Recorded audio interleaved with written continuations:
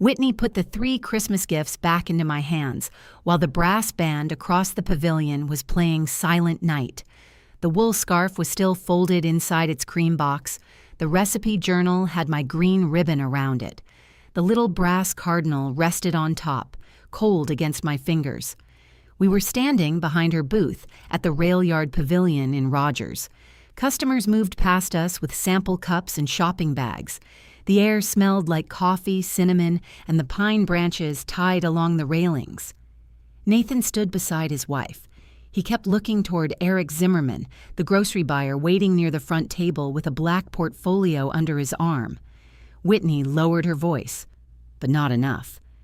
"Please stop pretending we're close." I looked at her. She didn't look angry. That would have been easier.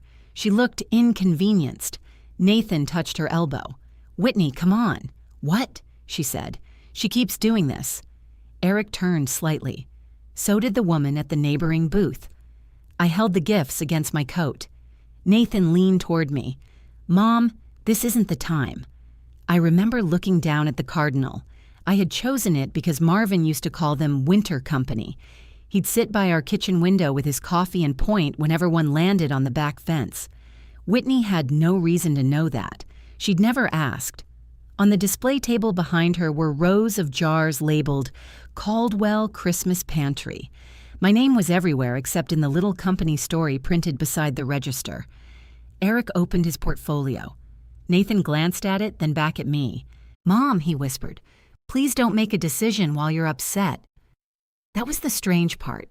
He knew there was a decision. Whitney knew it too. They just believed the room would make it for me. To explain how we reached that morning, I have to go back to the spring after Marvin died. Our house felt wrong without him. Not empty exactly. His things were still there. His blue work jacket hung by the garage door. His reading glasses sat on the end table. There was a half-used box of peppermint tea in the pantry that I couldn't bring myself to throw away. But the house had lost its timing. Marvin had been the one who turned on the radio before breakfast. He opened the curtains while the coffee brewed. He whistled when he took the trash outside, even when it was raining. After he was gone, I'd sometimes stand in the kitchen with a mug in both hands and realize I'd been listening for him. Nathan came by often at first. He'd change a furnace filter or carry groceries from my car. Then he'd sit at the table and talk about nothing important. I appreciated that. People kept asking how I was doing as if grief had a weekly report. Nathan talked about cracked pavement, gas prices, or a loose shelf in his garage. Whitney came with him a few times. She brought soup once. Another time, she brought a stack of plastic containers and reorganized my freezer without asking. "You've got food in here from last Christmas," she said. "It's peach filling. It's covered in frost. It's supposed to be frozen." She held the container under the kitchen light. "You really need labels." I pointed at the strip of masking tape on the lid. She read it and gave a short laugh. "Well, labels somebody else can understand. That was Whitney. She could make help feel like an inspection."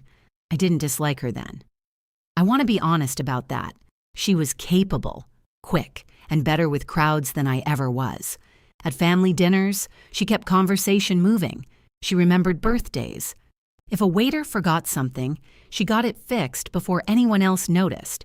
She also had a way of deciding what people needed from her, then getting irritated if they needed something different. Nathan usually smoothed things over. "She means well," he'd say. Or, "You know how Whitney gets when she's busy." Sometimes he said nothing. That became more common later. The Caldwell Christmas Pantry began at my kitchen stove long before Whitney joined our family. I'd been making pepper jelly, apple butter, spiced pears, and cranberry preserves for church sales and holiday markets. Marvin made the wooden signs. I wrote every label by hand. In 1998, a shop owner on South First Street asked to carry 6 cases for Christmas. Marvin told me I ought to protect the name before somebody else used it. I thought that sounded grand for a woman filling jars beside a sink full of dishwater. He didn't laugh. "You made it," he said. "Put your name on it." So I registered Caldwell Christmas Pantry. The certificate arrived in a stiff envelope. Marvin bought a small fireproof box for it and our other important papers. Over the years, the pantry name became known around Rogers. Not famous. I don't mean that. People just recognized it. They remembered the red lid covers and the little green pantry door on the label. Some families bought the same jars every December. Marvin handled deliveries when my knees started bothering me. I handled the recipes and customers. We never grew it beyond what we could manage. That was part of why people trusted us. After he died, I stopped selling for a while. I still made preserves. My hands knew the work even when I didn't know what to do with the rest of the day. I gave jars to neighbors. I donated some to the church pantry. At Christmas, I set out a small table at one market and came home before dark. Nathan noticed. In the summer of 2022, he and Whitney asked me to meet them for lunch at a cafe near South First Street. Whitney arrived with a laptop. Nathan had a yellow legal pad. "We have an idea," he said. Whitney opened a page showing sample labels. My green pantry door was in the corner. She spoke quickly. "People already know the name. The products have a following. We could modernize the presentation and sell at local markets year-round." I looked at Nathan. "You want to make preserves?" "We want to build something," he said. "Something connected to Dad, too." That got me. Marvin's absence was still fresh enough that his name could open almost any door in me. Whitney turned the laptop toward me. "You'd teach us the methods. We'd handle sales, marketing, permits, all the business side." "I handled a business side before you were born," I said. She blinked. "I didn't mean you couldn't." Nathan rubbed his thumb along the legal pad. "She means you wouldn't have to." That sounded different. We talked for almost 2 hours. I explained that the name belonged to me. Whitney nodded like she already understood. She said they weren't asking me to give it away. They only wanted permission to use it. I went home and opened the fireproof box. The trademark certificate was under our marriage license. Marvin had put it inside a clear sleeve. In the top corner, in his handwriting, he'd written, "Renewal dates." I sat on the bedroom floor with that paper in my lap. I wanted Nathan to have something of ours that still had life in it. I also knew wanting could make a person careless. So I had a simple license prepared. Nathan and Whitney's company could use the Caldwell Christmas Pantry name for local direct sales. That meant farmers markets, holiday fairs, and orders they sold straight to customers. Wholesale was different. Grocery distribution could put the name on thousands of jars in places I never visited. The agreement said they needed my written approval before using the trademark that way. I explained it at my kitchen table. Nathan read the page twice. "That's fair." Whitney tapped one fingernail beside the wholesale section. "So if a grocery store wants 10 cases, we have to call you. If you sell directly to one store locally, we can discuss it. Regional wholesale needs written approval. We're nowhere near regional wholesale," she said. "Then this won't trouble you." She smiled. "It won't." Nathan signed first. Whitney signed after him. I signed last. Then I placed the original license beside the trademark certificate in the fireproof box. At the time, it didn't feel like leverage. It felt like housekeeping. For the next 2 Christmas seasons, I did more than lend them the name. I taught Whitney how long the pear slices could sit in lemon water. I showed Nathan why he couldn't double the pepper jelly by guessing. I worked their first markets when they didn't have enough help. Whitney was excellent at setting up a booth. She used old wooden crates at different heights. She printed tasting cards. She kept a clean cloth under the sample spoons and never let the table look picked over. At their first December market, she sold almost every jar. On the drive home, Nathan called me. "Mom, you should have seen her after you left." She had people lined up. I did see her. I was there until 3. I know, I mean after. There was nothing cruel in it. Not yet. Still, I noticed how quickly my work became the part that happened before the story started. Each Christmas, I tried to find Whitney a thoughtful gift. One year, I gave her a pottery serving bowl from a local studio. Another year, a set of linen napkins in the rust color she liked. I gave her a silver measuring spoon with a holly pattern because she'd once admired mine. She always thanked me. Then the gifts disappeared. I never saw the bowl in their house. The napkins stayed inside their box. When I asked about the spoon, Whitney said, "It's somewhere safe." I told myself she had different taste. That was easier than asking whether she wanted anything chosen by me. By the fall of 2025, sales had improved. Nathan and Whitney rented prep space instead of using their kitchen. They had regular booths at several local markets. Whitney built a new website. Nathan sent me the link one Thursday afternoon. "Look what Whit finished," his message said. I was at my kitchen table sorting recipe cards. I wiped my hands before opening it. The first page looked polished. There were bright photographs of jars, baskets of apples, cinnamon sticks, and the old green pantry door logo. A banner said the company was carrying Arkansas holiday tradition into a new generation. I clicked the page marked Our Story.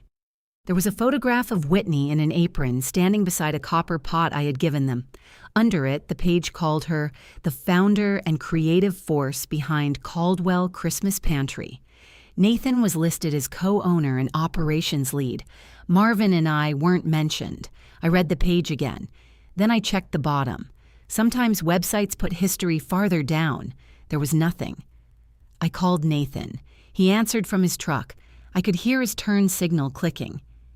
"Did you read the company's story?" I asked. "Some of it." "Whitney is called the founder." He didn't speak for a moment. Then he said, "Yeah, I saw that." "When?" "Yesterday, I think." "And what did you say?" "Mom, she built the current company. She did not found Caldwell Christmas Pantry." "I know. The name existed before your marriage." "I know that.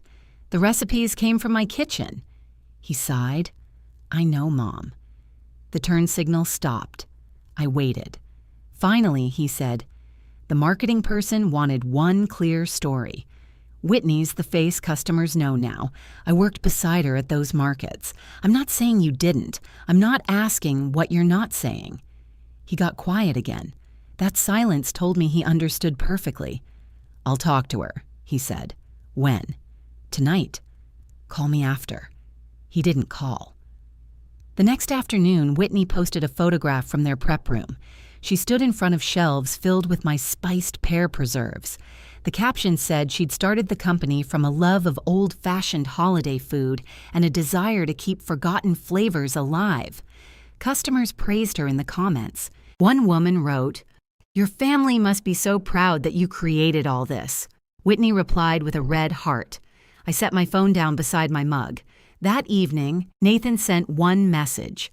"Whit says the website describes the current business. Please don't turn this into a fight." I walked to the bedroom closet and pulled the fireproof box from the bottom shelf. I didn't call him again. I took out the trademark certificate and the limited use license. Then I carried both to the kitchen, placed them beside my notebook, and read every page from beginning to end. At the bottom of the wholesale section, my written approval was required. No assumption, no family vote, no pressure disguised as permission. I made a copy for my kitchen file. Then I wrote the date in my notebook and one plain sentence underneath it. Before I give them anything else, they will have to ask me by name.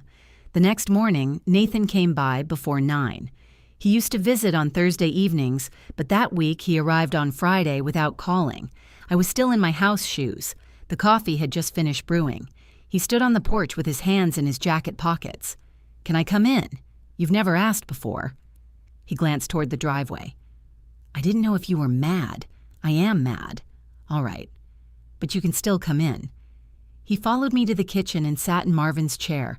Nathan had been using that chair since the funeral. Neither of us ever discussed it. The first time he sat there, I almost told him to move. Then I saw the way he rested one hand on the worn wooden arm. I poured him coffee. He looked at my notebook beside the fireproof box. "What's all this? Things I should have read sooner." His mouth tightened. "Mom, nobody's trying to take anything from you. I didn't say they were. You brought out the trademark papers. The papers belong in my house." "I know. It just looks serious. It is serious." He stirred his coffee without adding anything. That was another habit he got from Marvin. Stir first, taste second, decide about sugar last. "Did you talk to Whitney?" I asked. "Yes." "And?" "She thinks you're taking the website wording personally. It uses my name. It uses our family name. It uses the name I registered." He looked toward the window. I said, "Nathan, did she forget to include me?" He kept looking outside. That was when I knew. It would have hurt less if some young marketing worker had written the page from bad notes. I could have corrected that. A mistake has a clean edge. Somebody changes a sentence and the problem is smaller. This wasn't a mistake. She didn't forget, I said. Nathan rubbed the handle of his mug. No. The refrigerator hummed behind me. I sat down across from him. What did she say? She said, customers need a simple story. You told me that yesterday. That's what she said. What did you say? I said you created the original products. And what did she say then? He took a sip, though the coffee was still hot. She said the company only started growing after she took over the sales side. That wasn't my question. Mom, what did she say? He set the mug down. She said putting you on the page makes it look like she's running somebody else's hobby. I folded my hands in my lap. Nathan started talking before I answered. She doesn't mean the work wasn't real. She means the branding has changed. The operation has changed. We've got inspections, inventory, online sales. It's not jars on a card table anymore. I looked at him for several seconds. Who taught you to keep the jelly from separating? You did. Who corrected the first nutrition sheet after Whitney entered the wrong batch size? You did. Who stood at that card table? We all did. No. You arrived after lunch. Whitney left to get more change. I stood there alone for 2 hours. He rubbed his forehead. I'm not saying you didn't help. You keep telling me what you're not saying. That landed. He sat back. For a moment, he looked like he might actually answer me. Then his phone buzzed on the table. Whitney's name appeared on the screen. He turned it face down. She knows you're here? I asked. Yes. Did she send you? No. Does she know you're telling me what she said? He stared at the back of the phone. That's between me and my wife. I got up and carried my mug to the sink. There were 2 pairs in the bowl by the window. I had bought 4. Nathan had eaten one during his Thursday visit the week before. I had sliced another into my oatmeal. Ordinary things kept count when people wouldn't. Behind me, Nathan said, I can ask her to add a sentence. A sentence saying what? That you started the original pantry. Original pantry, you know what I mean? I'm learning. He stood and brought his mug over. Mom, this is exactly what I was worried about. Every word becomes a problem. No, every word was already a choice. He left his mug beside the sink. Whitney's under a lot of pressure right now. From what? We've got opportunities coming up. What opportunities? I can't talk about them yet. I turned around. You came here to ask me not to make trouble about a company using my trademark, but you can't tell me what the company is doing. It's not final. What isn't? He pulled his keys from his pocket. I shouldn't have brought it up. You didn't bring it up. You used it as an excuse for your wife. That's not fair. Then sit down and explain it. He didn't. At the front door, he paused with one hand on the knob. I'll get the website changed. Will you? Yes. Because it's true. Or because I'm upset. His shoulders dropped. Can it be both? That answer stayed with me after he left. I washed his mug, dried it, and put it back in the cabinet. Then I closed the fireproof box without returning the papers to it. At noon, the company website changed. The page still called Whitney the Founder. Under Nathan's description, one new sentence appeared. The Caldwell name reflects a treasured family tradition passed down through generations. I read it 3 times.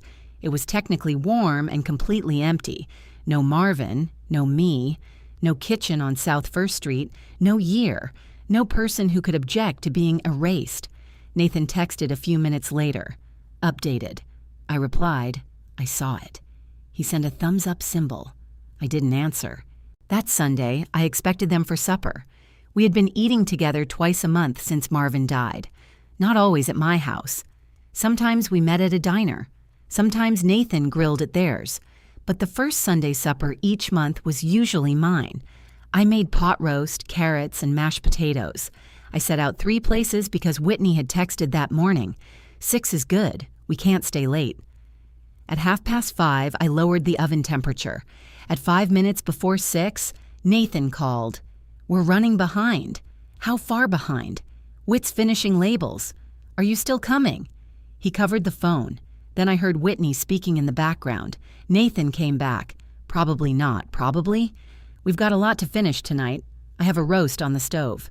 I know, I'm sorry. I looked at the 3 plates. Would you like me to bring supper to the prep room? There was a pause. That would actually help. I wish I could tell you I heard myself then. I didn't. I packed the roast into my glass casserole dish. I put the potatoes and carrots into separate containers. Then I wrapped 3 dinner rolls in foil and carried everything to my car. The prep space was 10 minutes away. It sat behind a hardware store in a row of plain brick units. Nathan opened the side door when I knocked. "Thank you," he said, seriously. Whitney was at a metal table pressing labels onto jars. She didn't stop working. "You can put it by the microwave. I brought plates. We have paper ones. I didn't know." She smoothed one label with the side of her thumb. Nathan took the casserole dish from me. "It smells good." I looked around the room. New boxes were stacked near the wall. Rolls of printed labels sat beside a shipping scale. On a corkboard above the desk were photographs from markets and tasting events. I recognized the first Christmas market. There was Whitney behind the table in her red apron. Nathan stood at one end holding a jar. The photograph had been cropped just past his shoulder. My sleeve was still visible at the edge. I walked closer. Whitney finally looked up. "Do you need something?" That picture used to show all 3 of us. She pressed another label. It didn't fit the board. There's empty space beside it. I mean visually. Nathan set the food down harder than necessary. "Wit, what?" It was a bad photo. I turned to him. "You knew about this?" "I don't study the bulletin board." Whitney sighed. "Ruth, it's a work area. It's not a family album." "No, I can see that." Nathan stepped between us, though nobody had moved. "Let's eat before everything gets cold." Whitney looked at the clock. "I need to finish this case." "We can wait," he said. "No, you can eat." I picked up the empty shopping bag I had used to carry the rolls. Nathan said, "Mom, stay. You drove all the way over to bring your supper, to have supper. That wasn't what you asked." His face changed slightly. He heard it that time. Whitney pulled another sheet of labels toward her. Nobody asked her to cook. Nathan turned. "Don't." "What? We said we couldn't come," she offered. I looked from her to him. She wasn't wrong. That was the part I had to take home with me. Nobody had told me to season the roast that morning. Nobody had made me set the table. Nathan hadn't asked me to pack warm food and drive across town. I had done it because being useful still felt close to being wanted. Nathan reached for my arm. "Mom." I stepped back before he touched me. "Keep the food. I'll get the dishes another day. Please don't leave like this." "How should I leave?" "I don't know. Just don't make it a thing." Whitney gave a small laugh without looking up. I waited for Nathan to say something to her. He didn't. I drove home with the empty shopping bag on the passenger seat. The 3-place settings were still on the kitchen table. Their glasses had small beads of water on the outside. The butter had softened in its dish. I cleared 2 places. Then I sat down and ate 1 dinner roll with a little butter. It wasn't much of a supper, but I wasn't hungry anymore. At 8, Nathan sent me a photograph of the empty casserole dish. Dinner was great. Thank you. I looked at the message for a long time. Then I wrote, "You're welcome." That was our pattern. They accepted what arrived and avoided the person carrying it. Once I saw it, I started remembering other times. Whitney had asked for my cranberry preserve method before a holiday tasting. She invited me to help prepare the samples, but not to attend the dinner afterward. Nathan borrowed my folding tables for a market. He returned them after dark, left them against the garage, and said he couldn't stay because Whitney was waiting. They asked me to proofread label copy. When I corrected a line about the history, Whitney used the spelling changes and deleted the history. Each time I had told myself business was busy, marriage was complicated, Nathan was tired, Whitney was trying to prove herself. Each excuse kept me helpful. On Tuesday morning, Whitney called. She hadn't called me directly since the website conversation. I was trimming the stems from green beans. "Ruth, do you remember what temperature you used for the cranberry jars?" "Yes." "We're getting a thin layer at the top. Did you change the sugar? No. Did you change the fruit supplier? There was a pause. We bought a larger frozen batch. Did you thaw it fully? We followed the process. That wasn't my question. She exhaled into the phone. Some of it may still have been cold. That changes the cooking time. Can you come look at it? I stared at the green beans in my sink. When? Now would be best. What happened to the test jars? We don't have time to discuss every step. Then I can't help you. Her voice sharpened. It's your method. Yes. So you should know how to fix it. I do know. I need to know what you did. Nathan spoke somewhere near her. I couldn't hear his words. Whitney said, "We have several cases due for Saturday. Were those jars made with the cold fruit?" "Some were. Set them aside. Don't sell them. They're probably fine." "Then why did you call me?" Silence. It was the first honest thing in the conversation. I dried my hands and took my notebook from the counter. "Write this down," I said. "Separate every jar from that batch. Open one after it cools. If the texture is wrong, don't mix it with a good batch. Start again. That's a lot of product." "Yes." "We'll lose the fruit." "Yes." "Can you come help remake it?" "No." Another silence. I could almost hear her rearranging her voice before she used it. "Why not?" "Because you called for advice. I gave it. We need hands, then hire hands." "Ruth, this affects the family name." That sentence might have worked a week earlier. I looked at the copy of the license on my kitchen table. The family name is why you won't sell a bad batch. Nathan took the phone. "Mom, can we talk?" "We are talking. Whitney's stressed. So am I. We've got a lot happening. You said that Friday." "I know. What is happening?" He hesitated. Then he said, "A regional buyer contacted us." I stopped writing.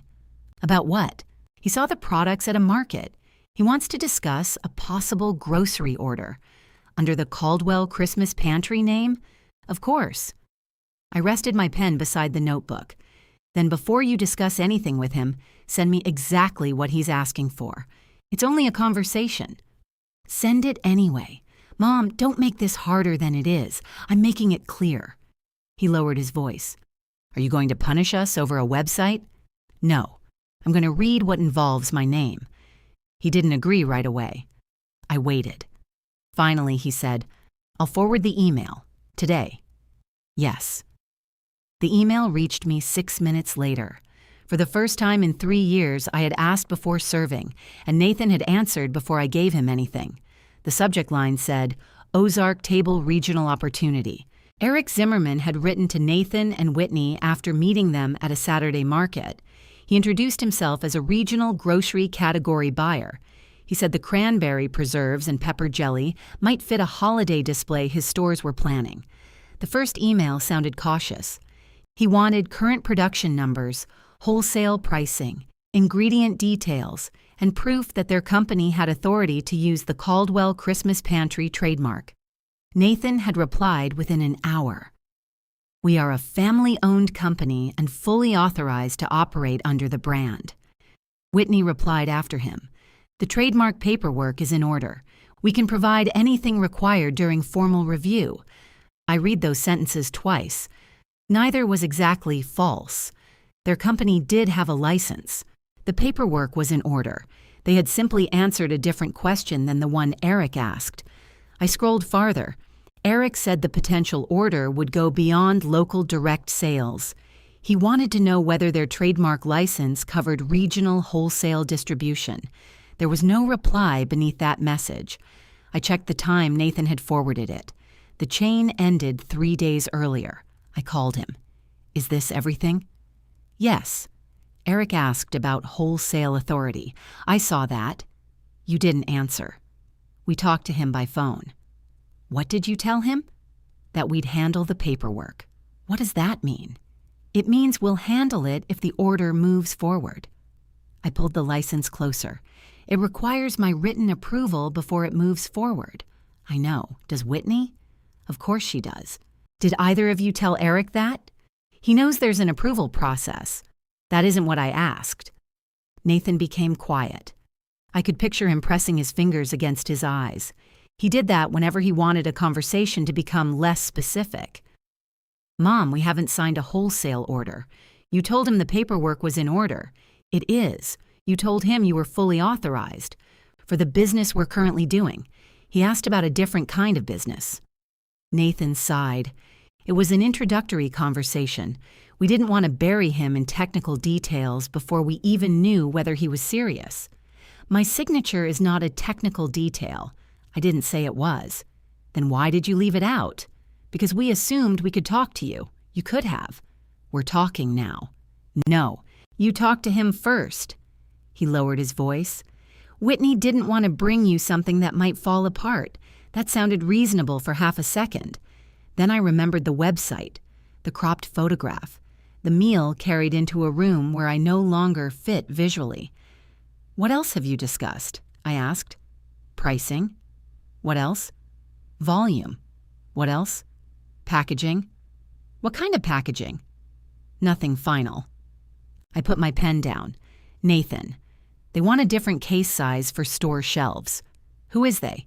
Eric's team. The email says he was checking interest. Now there's a team? He shared the samples internally. And you weren't going to tell me? We are telling you. After I asked. He breathed out slowly. Can we not do this over the phone? Come Thursday. I may not be able to. You used to come every Thursday. That was before holiday production got this busy. There it was again.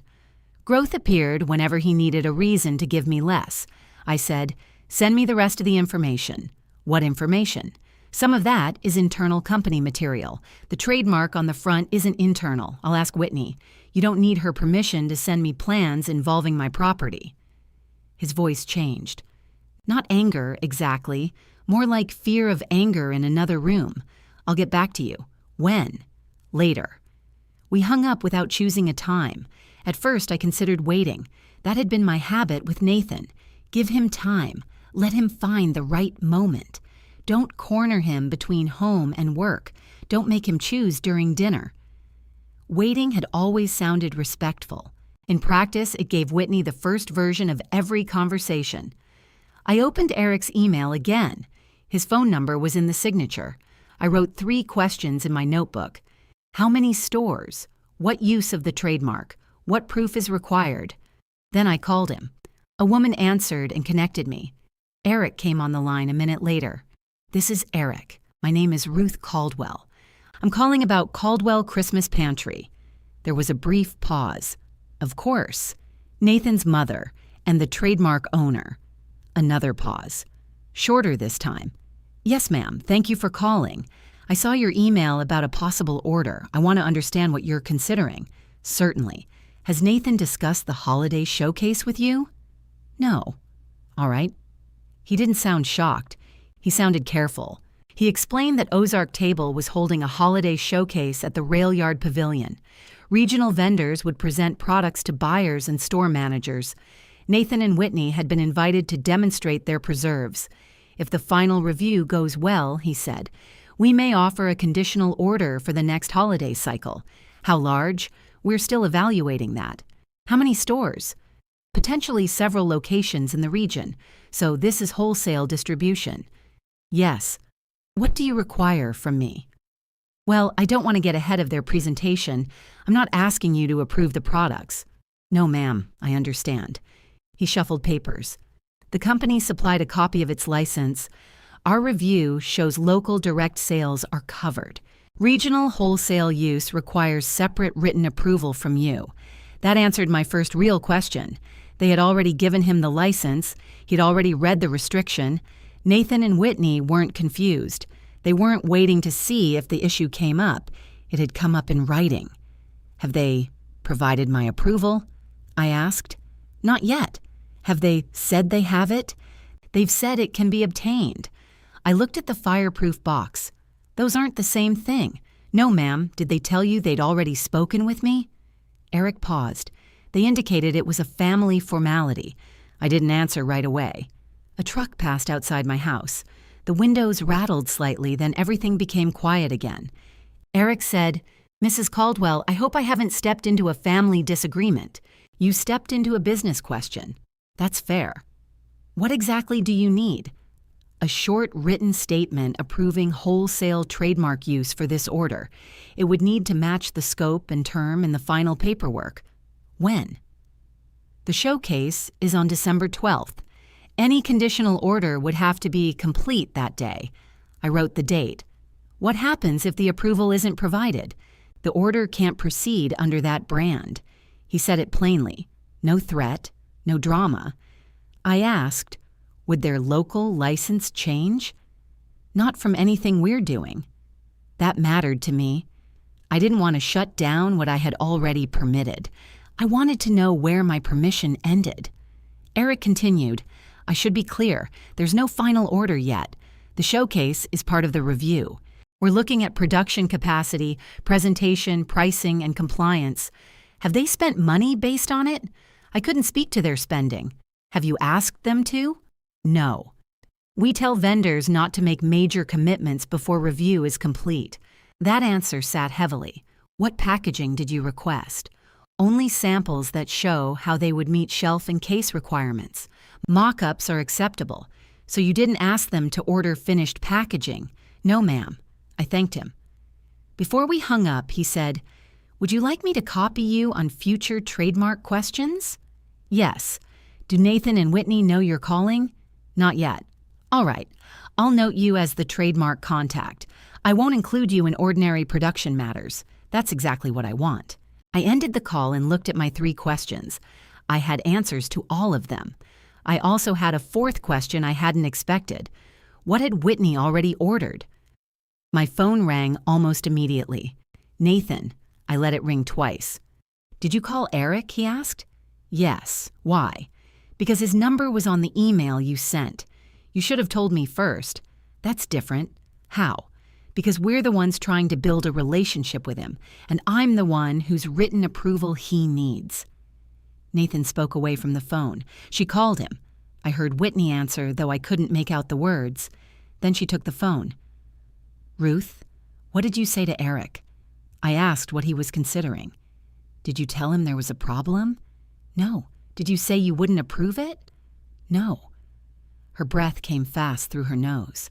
What exactly did you say? That I wanted to understand the proposed use of my trademark. You made us look disorganized. I asked 3 questions. He called Nathan 5 minutes ago to say you're now the trademark contact. That sounds organized. She went silent. Nathan said something in the background. Whitney replied, I'm handling it. Then she spoke to me again. We were going to sit down with you when we had a complete proposal. You gave Eric the license. He requested it. You let him read it before you discussed the order with me. We didn't hide it. You called my approval a family formality. He needed to know it was obtainable. Is it? Another silence.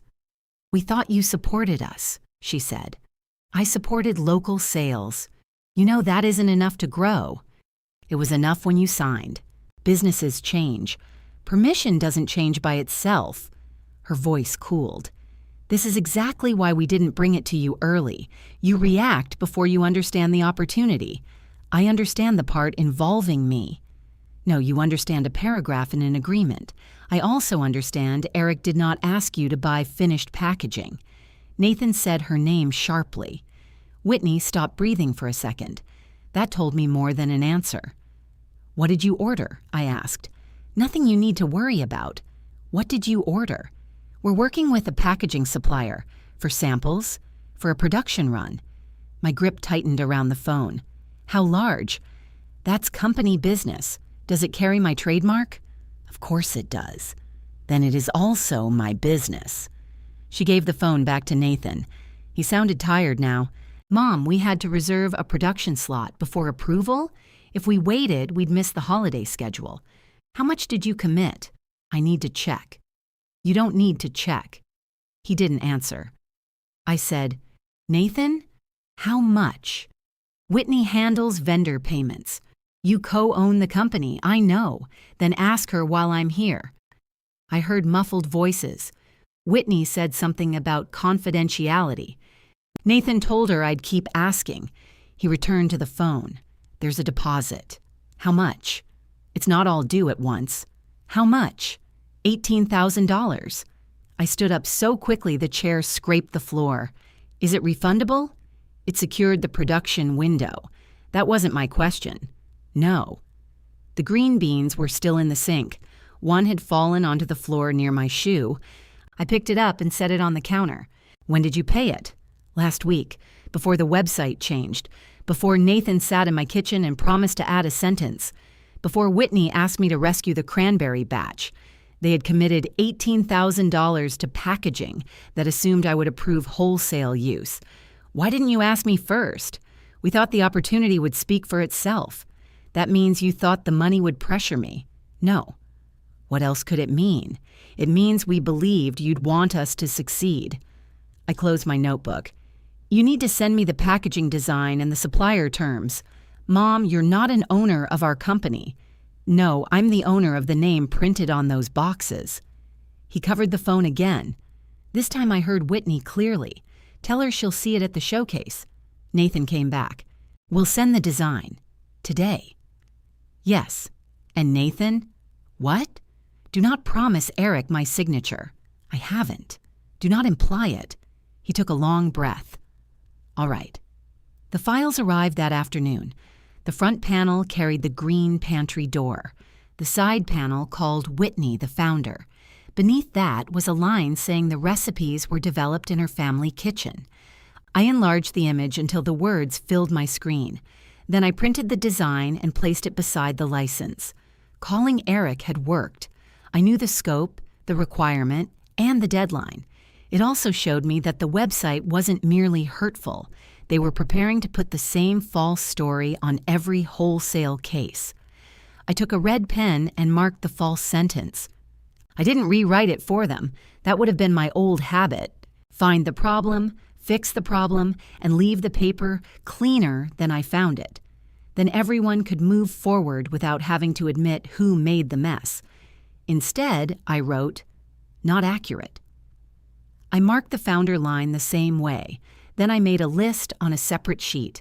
The website needed to name me as the creator of Caldwell Christmas Pantry. The packaging needed an accurate company history.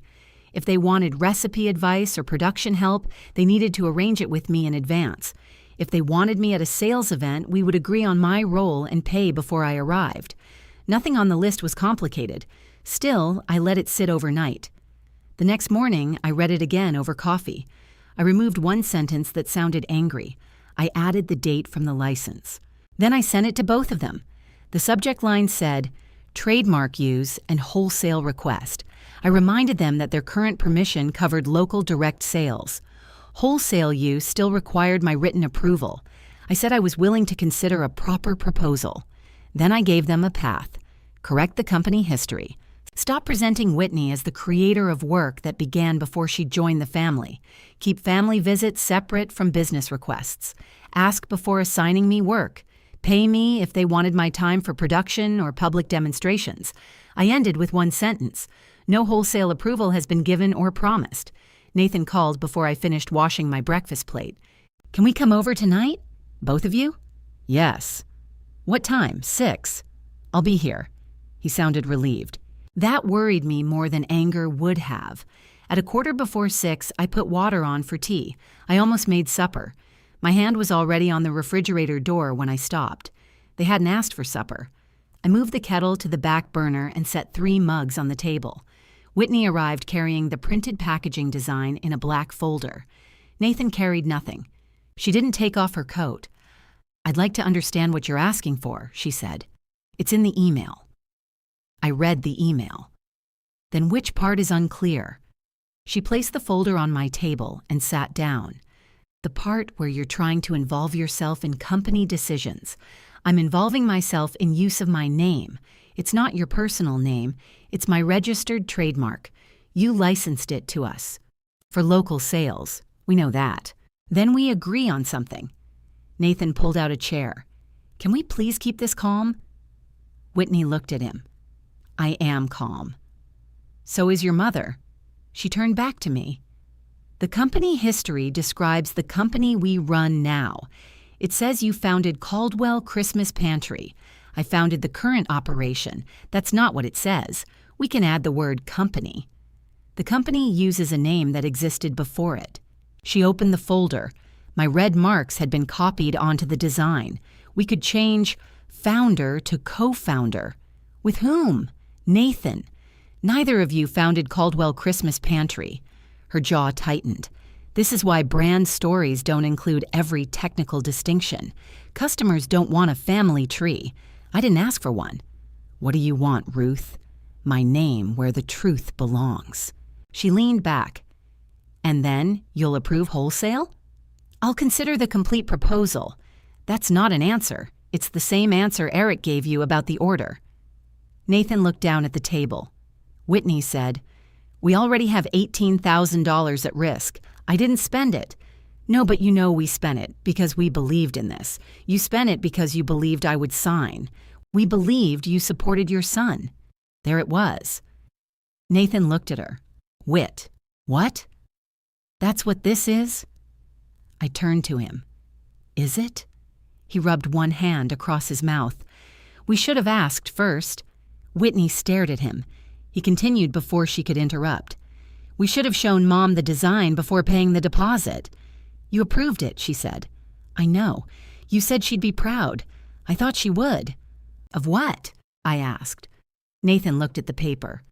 The growth. Not the story printed on it? He didn't answer. Whitney pushed the folder toward me. Fine. Write the paragraph you want. No. Her eyebrows lifted. You just said it needs to be changed. You own the company. Tell the truth in your own words. This is pointless. No, it shows whether you understand the problem. She stood and walked to the counter. The kettle had begun making a faint clicking sound as it cooled. Whitney picked up one of the mugs and looked inside it. You didn't make tea. I was waiting. For what? For you to decide whether this was a visit or a meeting. Nathan closed his eyes. Whitney put the mug down. It can be both. That hasn't worked very well for me. She folded her arms. Families help each other. Yes. You helped build the product line. Yes. You wanted to succeed. I did. Did? The word came out quickly. I looked at Nathan. He had heard it too. I want honest work to succeed, I said. Whitney laughed once. So now our work is dishonest? The company's story is. It's marketing. That doesn't make it true. She went back to the table and flipped through the pages. Eric is offering an order that could change everything. We could hire people. We could get into stores across the region. Nathan could leave contract work and focus on this full time. That's a large decision. Yes, it is. Which is why I don't understand why you're making it about a paragraph. You made the paragraph. And you're using it to hold up our future. No. The license is holding up wholesale use. It did that when you signed it. She looked at Nathan. Say something. He didn't look at her. Mom offered a way forward. She offered demands. She asked for credit. And money. Nathan finally looked at me. What kind of pay are you asking for? I don't know yet. Whitney spread her hands. You put it in writing without knowing? I know I won't work for free. You're his mother. That's a relationship, not a pay rate. Nathan flinched. I didn't enjoy saying it. It sounded harder aloud than it had on the page. For years, I had offered help before anyone named it as work. I had taught methods, checked labels, fixed batches, arranged tables, and stayed late. Because I offered, they could pretend they had never asked much of me. Now that I had named the work, the room felt colder.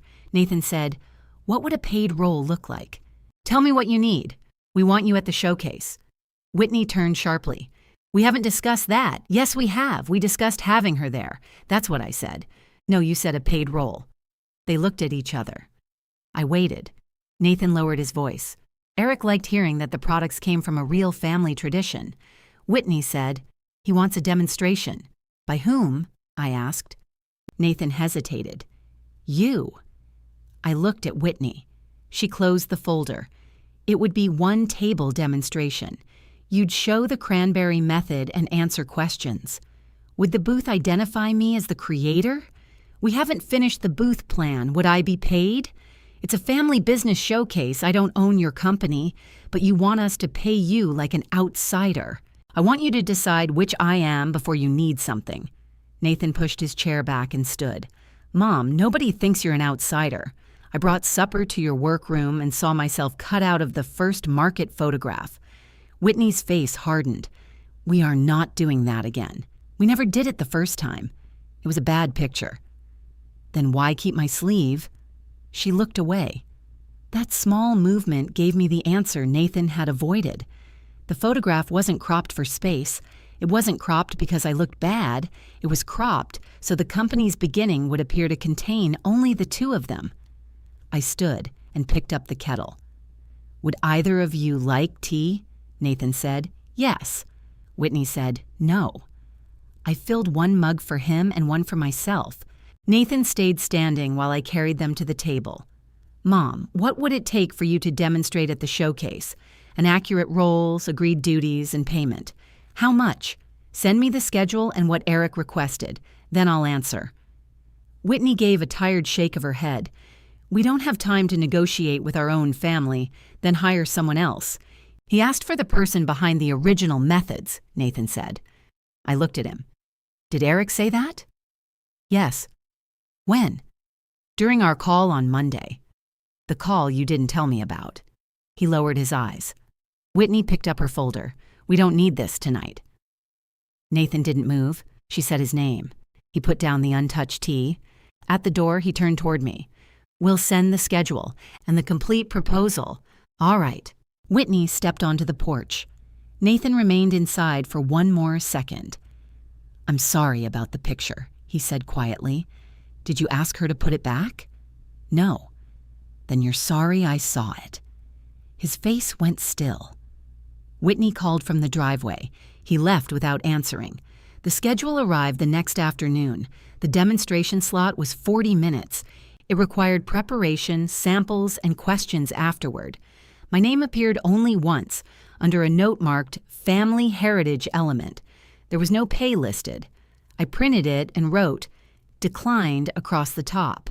Then I emailed them both. "I will attend the showcase if invited.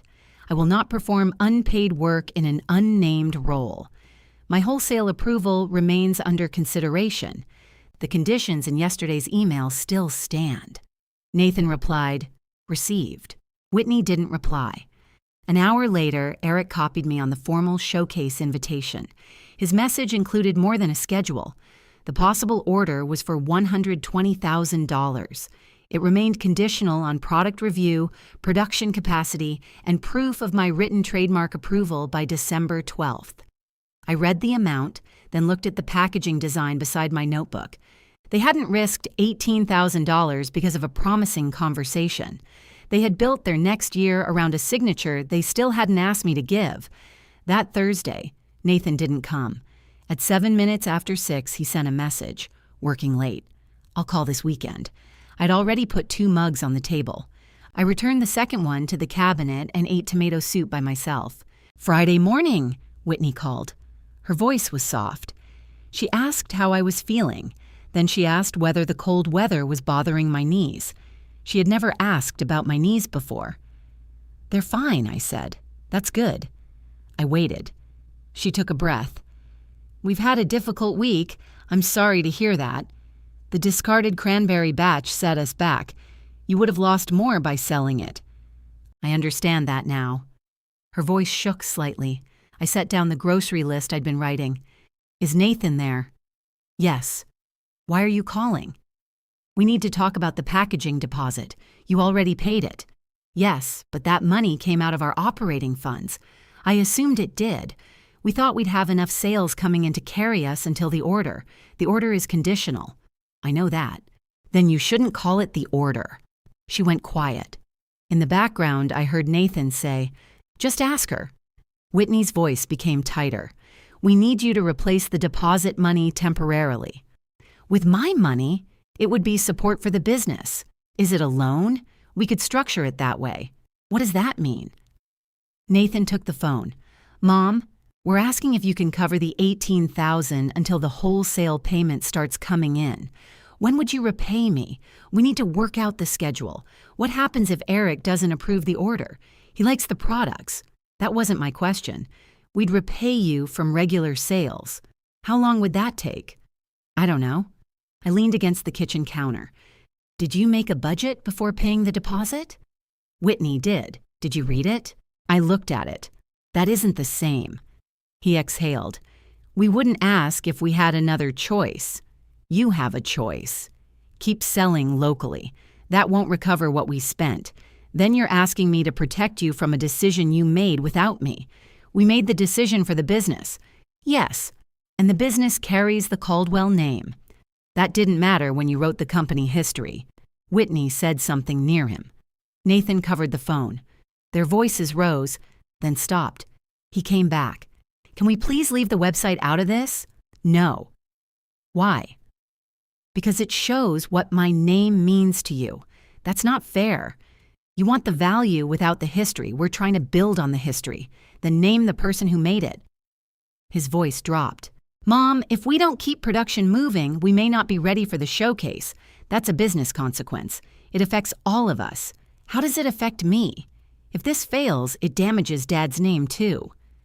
I reached for the edge of the counter. Nathan knew exactly where to place that sentence. Marvin's name was the one thing he and I still handled gently. We could disagree about Whitney, money, or dinner. We never used Marvin against each other, until then. Do not borrow your father for this, I said. I'm not. You just did. That isn't what I meant. It's what you said. He became quiet. I could hear Whitney crying now. Not loudly, just enough for me to know she was listening. Nathan said, She's put everything into this. So have I. I mean financially. I know what you meant. We're not asking for a gift. You haven't described a real loan. Then tell us what you need. That was the first useful thing he had said. If you're asking me for money, bring me the supplier agreement, the budget, and the packaging approval. You want to audit us? I want to understand what I'm being asked to rescue. He spoke to Whitney again.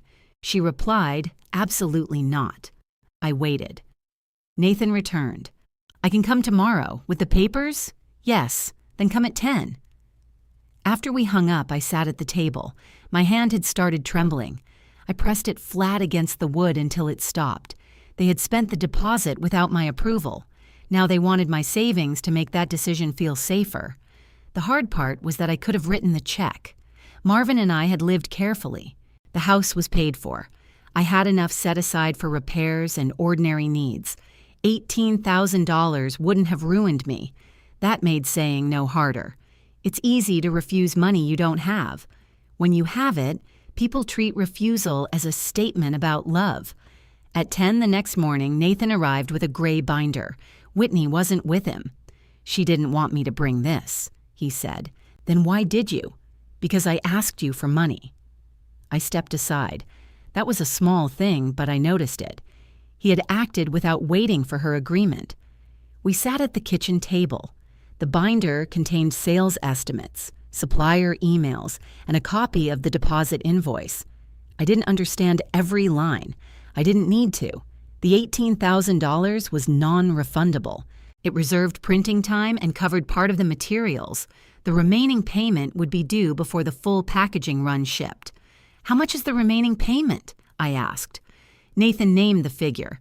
It wasn't part of what they were asking from me yet. The word yet sat between us anyway. I turned to the sales estimate.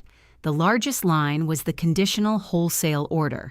They had placed the full $120,000 in the expected column. Why is this listed as expected income? Because it's the main opportunity. It hasn't been approved. We know. Does the supplier know? He looked at the binder. What did you tell them? That we were preparing for a regional order. Conditional. I don't remember the exact wording. Find the email. He flipped through the pages. The supplier had asked whether the retail quantity was confirmed. Whitney had replied that they had buyer interest and expected final approval at the December showcase. That was closer to the truth than I expected. Then I saw the date. She had sent it the morning after my email, the same email in which I clearly stated that wholesale approval had not been given or promised. I turned the page. The packaging company had sent a final artwork proof. A note across the top said, "Changes. After approval could create additional cost or delay the production slot." Whitney had approved the artwork 2 days later. The side panel still called her the founder. The line about the recipes being developed in her family kitchen remained. I slid the page toward Nathan. "When did you see this?" He read it. "I saw the design." "When?" "Before the deposit. This approval came after my email." He checked the date again. I didn't notice. "Did you approve the final artwork?" "Whitney handles packaging. You're a co-owner." "I know. You keep saying that." His face reddened. "I can't personally handle every decision." "No, but you can read the decisions carrying your mother's property." He shut the binder, then opened it again.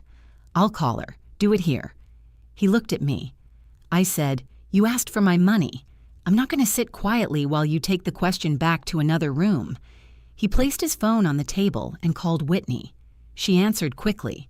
"Did you show her?" "Yes." "What did she say?" Nathan looked at me. "She saw the final artwork date." Whitney was silent. Then she said, "So? You approved it after Mom's email. We were already committed. You could have changed the story panel and missed the print slot." I leaned toward the phone. "Did the supplier tell you that changing 2 sentences would make you miss it?" "This is a conversation with my husband. It's a conversation about money you asked me to provide." She sighed. The artwork had been through review. Changing it would have created another round. "How long?" "I don't know. Did you ask?" "No." "Why not?" "Because I wasn't going to let you rewrite the company. I didn't offer to. You wanted control. I wanted accuracy. It's the same thing to you." Nathan said, "Whitney, that's enough." "No, she needs to hear this.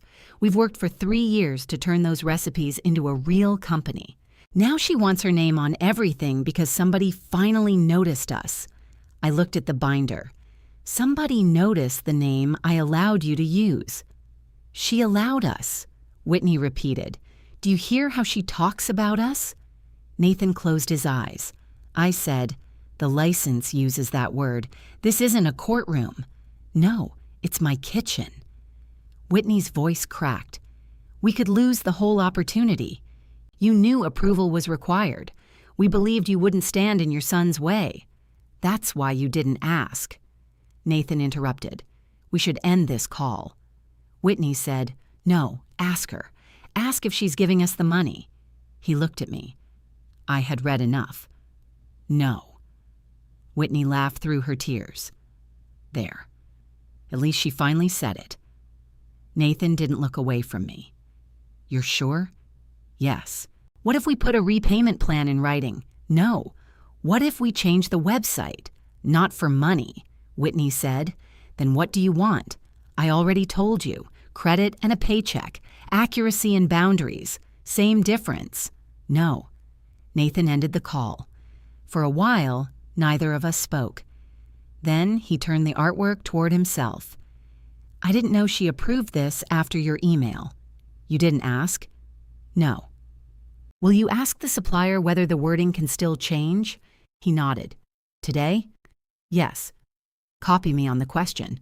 His eyes lifted. "Why?" "Because this design involves my trademark." He hesitated, then nodded again. Before he left, he put the binder into his bag. "Are you still coming to the showcase? If I'm invited as a guest, you are invited." "By whom?" He didn't answer. "Ask me properly when you know," I said. At the door, he stopped. "Mom, I'm sorry I mentioned Dad." I kept my hand on the doorknob. "You knew it would hurt." I was scared. Those can both be true. He left. That afternoon, an email arrived from the packaging supplier. Nathan had copied me as promised. He asked whether the founder language could be corrected before printing. The reply came 20 minutes later. The main print run had not started. The wording could still be changed without losing the production slot, but Whitney's written approval was required because she had authorized the final design. Nathan forwarded the answer to her. Whitney replied only to him, but he sent her response to me. "Do not change it." I placed the printed message beside the license. The inconsistency was gone. She wasn't preserving the false story because changing it was impossible. She was willing to risk the order, the deposit, and my cooperation to keep me outside it. The next Thursday, I didn't set out a second mug. At 6:15, Nathan sent the same message, still buried at work. I replied, "All right." He didn't call that weekend. On Monday morning, I went to the grocery store. I needed flour, coffee, and fresh oranges. Near the preserves aisle, a woman who had bought from me for years stopped her cart. "I saw Whitney's post," she said. "What post?" Her face changed. "Oh, maybe I misunderstood. What did it say?" She pulled out her phone, found it, and handed it to me. Whitney had posted a photograph of the prep room. Cases were stacked behind her. She was holding a roll of labels and looking away from the camera. The caption said, "The hardest part of growing a family business is learning that some people only support your dream while they can still control it." She hadn't named me. She didn't need to. Several comments praised her for protecting what she had built. One person wrote that family members often became jealous when a business succeeded. Nathan had pressed the little heart under the post. I handed the phone back. "Thank you for showing me." The woman touched my sleeve. "I know those recipes came from you." "Yes." "Are they taking the name away?" "No. They can't do that." She lowered her voice. "Then what's happening?" I looked at the jars on the shelf beside us. None carried my name. They belonged to another company, another family, another disagreement. I'm asking them to follow an agreement. She nodded, but I could tell she wanted more. I didn't give it. At the register, I forgot the oranges. I remembered them after I had already loaded the other groceries into my car. I stood in the parking lot with the cart between my hands. For 3 years, customers had watched Whitney speak for the company while I stood behind the table filling sample cups. I hadn't corrected them when they called her the owner of the recipes. I hadn't introduced myself as the creator. I thought doing that would embarrass her. Now my silence made her public version easier to believe. I returned the cart and drove home without the oranges. Nathan answered on my second call. "Did you approve Whitney's post?" "What post?"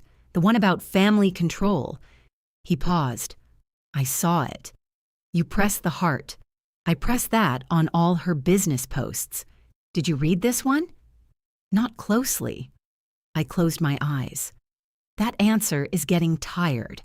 What do you want me to say? The truth would be useful. All right, I read it. Is it about me? She didn't use your name. That wasn't my question. He spoke more quietly. She was upset. So she wrote about me publicly. It's vague. A customer showed it to me in the grocery store. What did you tell her? I told her I was asking you to follow an agreement. He groaned. Mom. What? You made it sound like we did something illegal. I didn't use that word. You didn't have to. I answered one question. People know the company. They know us. They know me, too. That's exactly why we should all be careful. Then ask your wife to remove the post. I can talk to her. Will you ask her? I said I'll talk to her. Those are different things. He became quiet. I waited. Finally, he said, I don't want to get in the middle. You own half the company. I mean, between you and Whitney. You put yourself in the middle when you press the heart. I told you I do that automatically. Then perhaps you should stop agreeing automatically. He ended the call soon after that. The post remained. By Wednesday, it had been shared by the company page. Whitney added another comment thanking customers for supporting the people doing the daily work. That one was clear enough. I took screenshots, then put my phone face down. I didn't post an answer. A public argument would only give her more words to rearrange. Besides, my problem wasn't that strangers misunderstood me. My problem was that Nathan knew the truth and still helped hide it. Wednesday evening, he asked if they could visit Sunday. Is this about the showcase? I asked. Partly. What's the other part? Christmas. That word opened the door. All right, I said, come at 4. On Sunday, they arrived together. Nathan carried my empty casserole dish. Whitney carried her laptop in a red envelope. I took the dish from him. "Thank you for returning it. Sorry it took so long." I put it beside the sink. Whitney sat at the table and opened her laptop before removing her coat. I remained standing. "You said this was partly about Christmas." "It is," Nathan said. Whitney turned the screen toward me. The website had been changed again. The founder line beneath her photograph now said, "Whitney Caldwell founded the modern company inspired by Caldwell family food traditions." Farther down, a new section said, "The original pantry name and recipes began with Nathan's mother, Ruth." I read it slowly. It was better than the empty sentence. It still made me sound like a relative who had handed over a recipe box. "Do you like it?" Nathan asked. "It's closer." Whitney leaned back. "Closer to what?" "The truth." She tapped the table. "It names you." "Yes." "It says the recipes began with you." "Yes." "What else could you possibly want?" "To be called the creator. You created recipes. I created the business. You created your company. You didn't create Caldwell Christmas Pantry. We're back to that. We never left it." Nathan pulled out the chair beside me. "Mom, sit down." "I'm comfortable." He stayed standing, too. Whitney opened the red envelope. Inside was a one-page approval statement. It allowed their company to use my trademark for the proposed wholesale order. There was a line from my signature at the bottom. She placed a pen beside it. "We changed the website," she said. "The packaging still has the false paragraph. The printing schedule is locked. The supplier said it could be changed. Not without my approval. That was your choice." "Exactly. Just like this is yours." I left the paper where it was. Nathan said, "Nobody expects you to sign without reading it. I have read it. You just looked at it. It says, 'I approve wholesale use for this order.' I understand that sentence." "We can leave it with you," he said. Whitney's fingers tightened around the red envelope. "The deadline is Friday."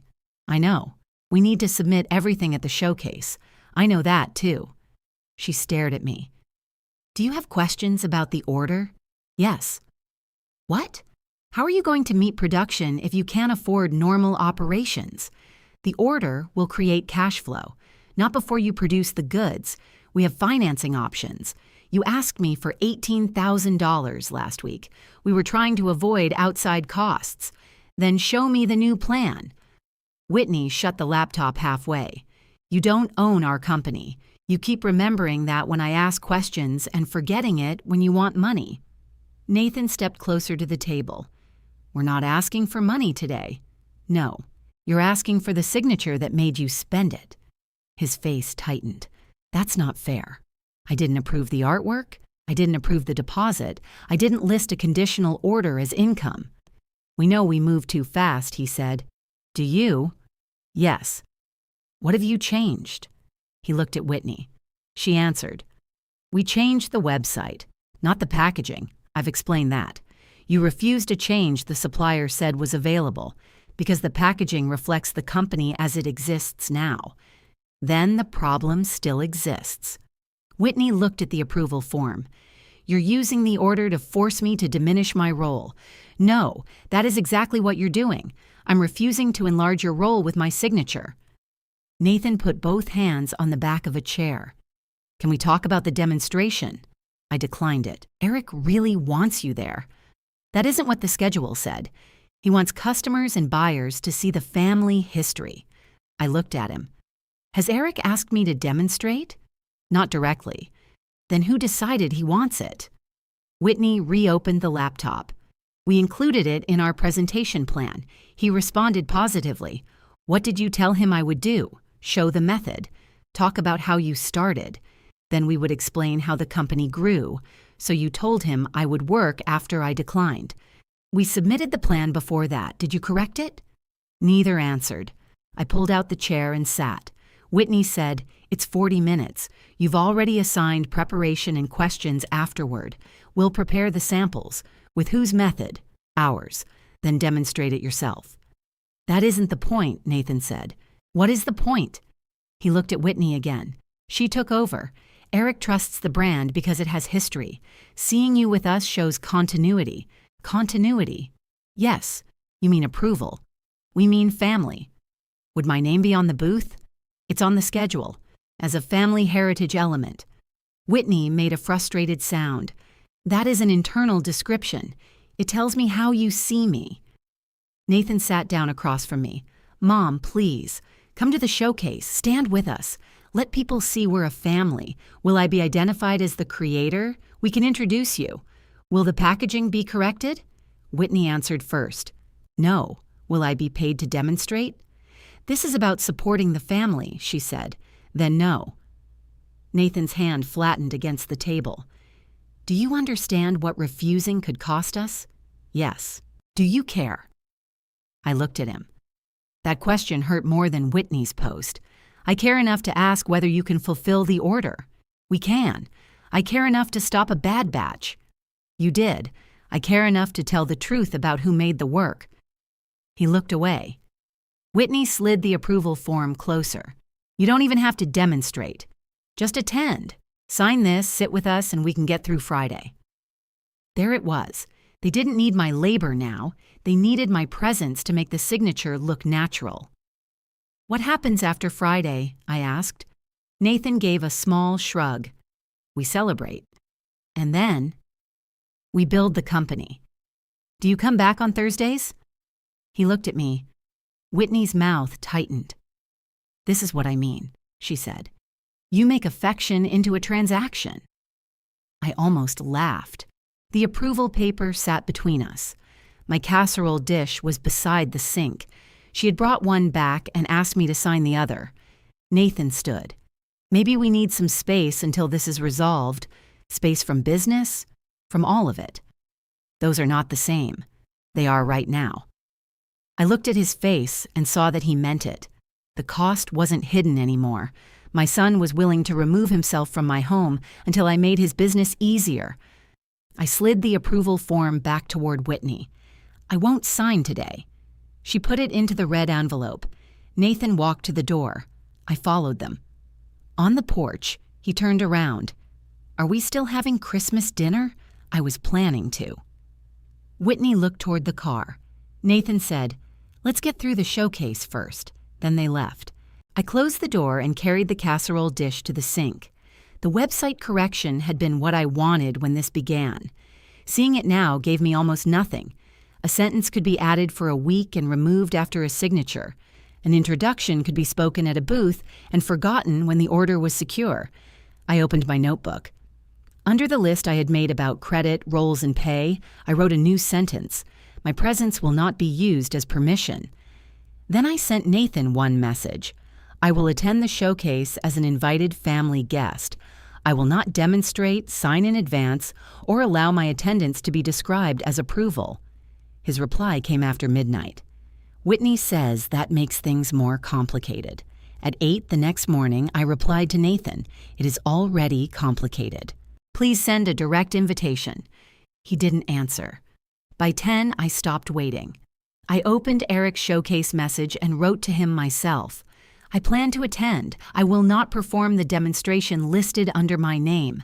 My attendance should not be treated as wholesale approval. That decision remains under consideration. If you need me present for document review, please invite me directly and tell me when to arrive. I read it once, then sent it. Afterward, I brought the fireproof box to the kitchen. I removed the trademark certificate and the original license. Both went into clear sleeves. I made 2 copies and marked them copy at the top. I added the packaging design, my written conditions, and the email showing Whitney had refused the available wording change. Then I stopped. The packaging emails explained how we reached the disagreement. They didn't decide whether wholesale use was allowed. The license did that. I removed everything except the certificate, the license, and my 1-page written reminder. I wasn't building a case against my family. I was preparing to answer one business question. Eric called just after lunch. Mrs. Caldwell, I received your email. Thank you. I want to make sure I understand. You're still considering approval. Yes, but you don't want your attendance presented as approval. That's right. That's reasonable. I looked at my notebook. Does the demonstration affect the order? The product demonstration does. You personally performing it does not. so Nathan and Whitney can demonstrate their own products. Yes, they're responsible for showing production knowledge and capacity. Then why was my name on the schedule? They included you in their presentation plan as a family heritage element. He cleared his throat. That language came from their draft. I understand. I should have confirmed it with you before circulating the schedule. Thank you for saying that. He paused. I'm going to remove your demonstration assignment. I'll also send you a direct invitation for the final review session. What will the invitation call me? Trademark owner and creator. Another pause. Yes, that would be accurate. It would. I heard keys clicking on his end. Ruth Caldwell, creator and trademark owner of Caldwell Christmas Pantry. That's correct. I'll update the internal schedule. Will Nathan and Whitney see it? They'll receive the same revised copy. All right. He asked whether I could bring the original license. Yes, we have the copy they provided, but I need to verify that it matches. It does. If you decide to approve wholesale use, the signed statement has to be submitted during the final review on December 12th. I understand. If you don't approve, I need you to say so clearly at that meeting. I can do that. He grew careful again. Do you expect to approve it? I haven't decided. That was true. I knew what I wouldn't accept. I knew an altered website wasn't enough. I still hadn't decided whether Nathan could do something honest before the deadline. Eric didn't push. The final review is at 11:30, he said. Please arrive by 11:15. Your access pass will be at vendor check-in. Thank you. One more question. Would you like a seat at their booth? No. All right, I'll visit as family if they want me there. For business, I only need to attend the review. That keeps it clear. Yes. The revised schedule arrived 20 minutes later. My demonstration slot was gone. Nathan and Whitney were listed as the presenters. At 11:30, the schedule showed a separate trademark review with Eric, Nathan, Whitney, and me. My role appeared exactly as Eric had read it aloud: creator and trademark owner. It was the first company-related document in 3 years that identified me without shrinking the words. The feeling wasn't triumph. It was relief. Quiet, practical relief. I no longer had to persuade Nathan to introduce me correctly. I had introduced myself where it mattered. Whitney called before I finished printing the page. What did you tell Eric? I sent you a copy. You changed our presentation. I removed myself from work I had declined. You made him rewrite the schedule. He corrected my role. You could have discussed it with us. We did discuss it. You kept me on the schedule. Nathan spoke in the background. Whitney said no. She did this on purpose. I waited. She returned to me. Why did you add creator? Because I am. It makes it look like we work for you. You work for your own company. Under a name you're now waving around in front of the buyer. I asked him to state my role accurately. You're trying to undermine confidence in us. I didn't say anything about your production, pricing, or ability. You didn't have to. You separated yourself from the presentation and inserted yourself into the review. The license requires that. We were already going to bring you into the review. You brought a signature page to my kitchen. So Eric told me the decision belongs in the final review. Whitney went quiet. I asked, were you planning to submit my signature before the showcase? We were trying to have everything ready. That isn't an answer. Nathan took the phone. Mom, nobody was going to submit anything without you. I know it required my signature. He lowered his voice. Can you see how this looks from our side? I can see that you preferred me on stage with a sample spoon instead of at the table with my papers. That's not fair. It's the schedule you sent. We wanted you included. Without asking me. We thought you'd be glad. I told you no. You left my name there. He made a tired sound. Fine. It's changed now. Yes. Are you happy? That isn't the point. It feels like the point. I looked at the new schedule. I needed the event to reflect what I agreed to do. And now it does. Yes. So are you going to sign? I haven't decided. What else do you need? For the packaging story to be corrected. Whitney won't change it. I know. What if we put a sticker over that panel for the showcase and remove it afterward? No. We could discuss a permanent correction later. Later is what people say when they need something now. I'm trying to find a compromise. Ask her to approve the change the supplier offered. She said no. What did you say? He didn't answer. There was my answer again. I have to go, he said. Goodbye, Nathan. Whitney's voice came through before the call ended. If she's attending as a guest, then she needs to stay out of the booth operation. I said, I already agreed to that. Whitney came back onto the phone. And don't bring a display about how you started the brand. I don't own a display. No old pictures, no recipe cards, nothing that competes with our presentation. I'm bringing the documents Eric requested. That's all? Yes. She didn't believe me. I could hear it in the silence. All right, she said. Then we understand each other. After the call, I left the packet on the kitchen table. That afternoon, I drove to South First Street. I needed oranges. This time, I remembered them. The holiday shop windows were decorated with paper snowflakes and strings of warm white lights. A small clothing store had a dark green wool scarf in the front display. Whitney had once mentioned that synthetic scarves made her neck itch. It was during a market 2 winters earlier. She had borrowed mine while she carried boxes to the car. This is real wool, isn't it? She'd asked. Yes, I need one like this. I bought the green scarf. At the next shop, I found a bound recipe journal. The pages had spaces for ingredients, changes, and notes about each batch. It was the kind of record I had been asking her to keep. I stood there holding it, unsure. A week earlier, I might have bought it as another tool, another quiet contribution to their company. I put it back. Then I saw a plain journal without printed categories. It had thick cream pages and a small green cloth cover. Whitney could use it for recipes, business plans, grocery lists, or nothing at all. I chose that one instead. Near the register was a basket of brass ornaments. The cardinal was small enough to fit in my palm. Marvin used to hang a wooden cardinal near the top of our tree. Nathan had made it in an adult woodworking class and given it to us one Christmas. After Marvin died, I kept hanging it in the same place. The brass one was different. It belonged to no old tradition. I added it to the scarf and journal. At home, I placed all 3 gifts on the dining room table. I didn't wrap them yet.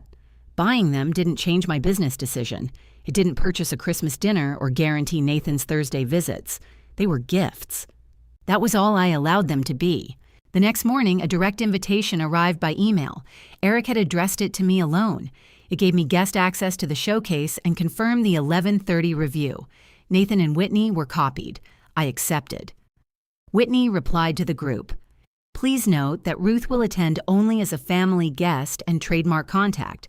She is not part of company operations or the product presentation, Eric answered. Understood. Her business role is limited to the trademark approval required for the conditional order. I printed that exchange and added it to my kitchen file, not the showcase packet. 5 minutes later, Nathan called. Why did you accept before talking to us? Because the invitation was addressed to me. We were still discussing the booth. I'm not working at your booth. You'll still come by, won't you? If I'm welcome. Of course you're welcome. Then say it without mentioning the order. He was quiet. I waited. Mom, I want you there. As your mother? Yes. Even if I don't demonstrate? Yes. Even if I don't sign? His answer took too long. I hope you sign. That wasn't the question. I don't know how to separate it right now. I do. He breathed into the phone. Whitney thinks you're planning to embarrass her. I'm planning to answer Eric's question. In front of everybody? In the scheduled review? What are you going to say? I haven't decided. He sounded frustrated. You keep saying that. Because you keep asking. What would make you decide yes? I looked at the gifts on my dining room table. An honest change made without buying my answer. Friday is close. I know. After we hung up, Whitney sent me a separate message. If you come, please remember this is our company's opportunity. Don't turn the showcase into a public argument about your feelings. I replied with one sentence. I won't argue. Her answer came quickly. Good. Then we'll make sure everyone understands you're only there to observe. The next morning, the corrected paragraph disappeared from the website.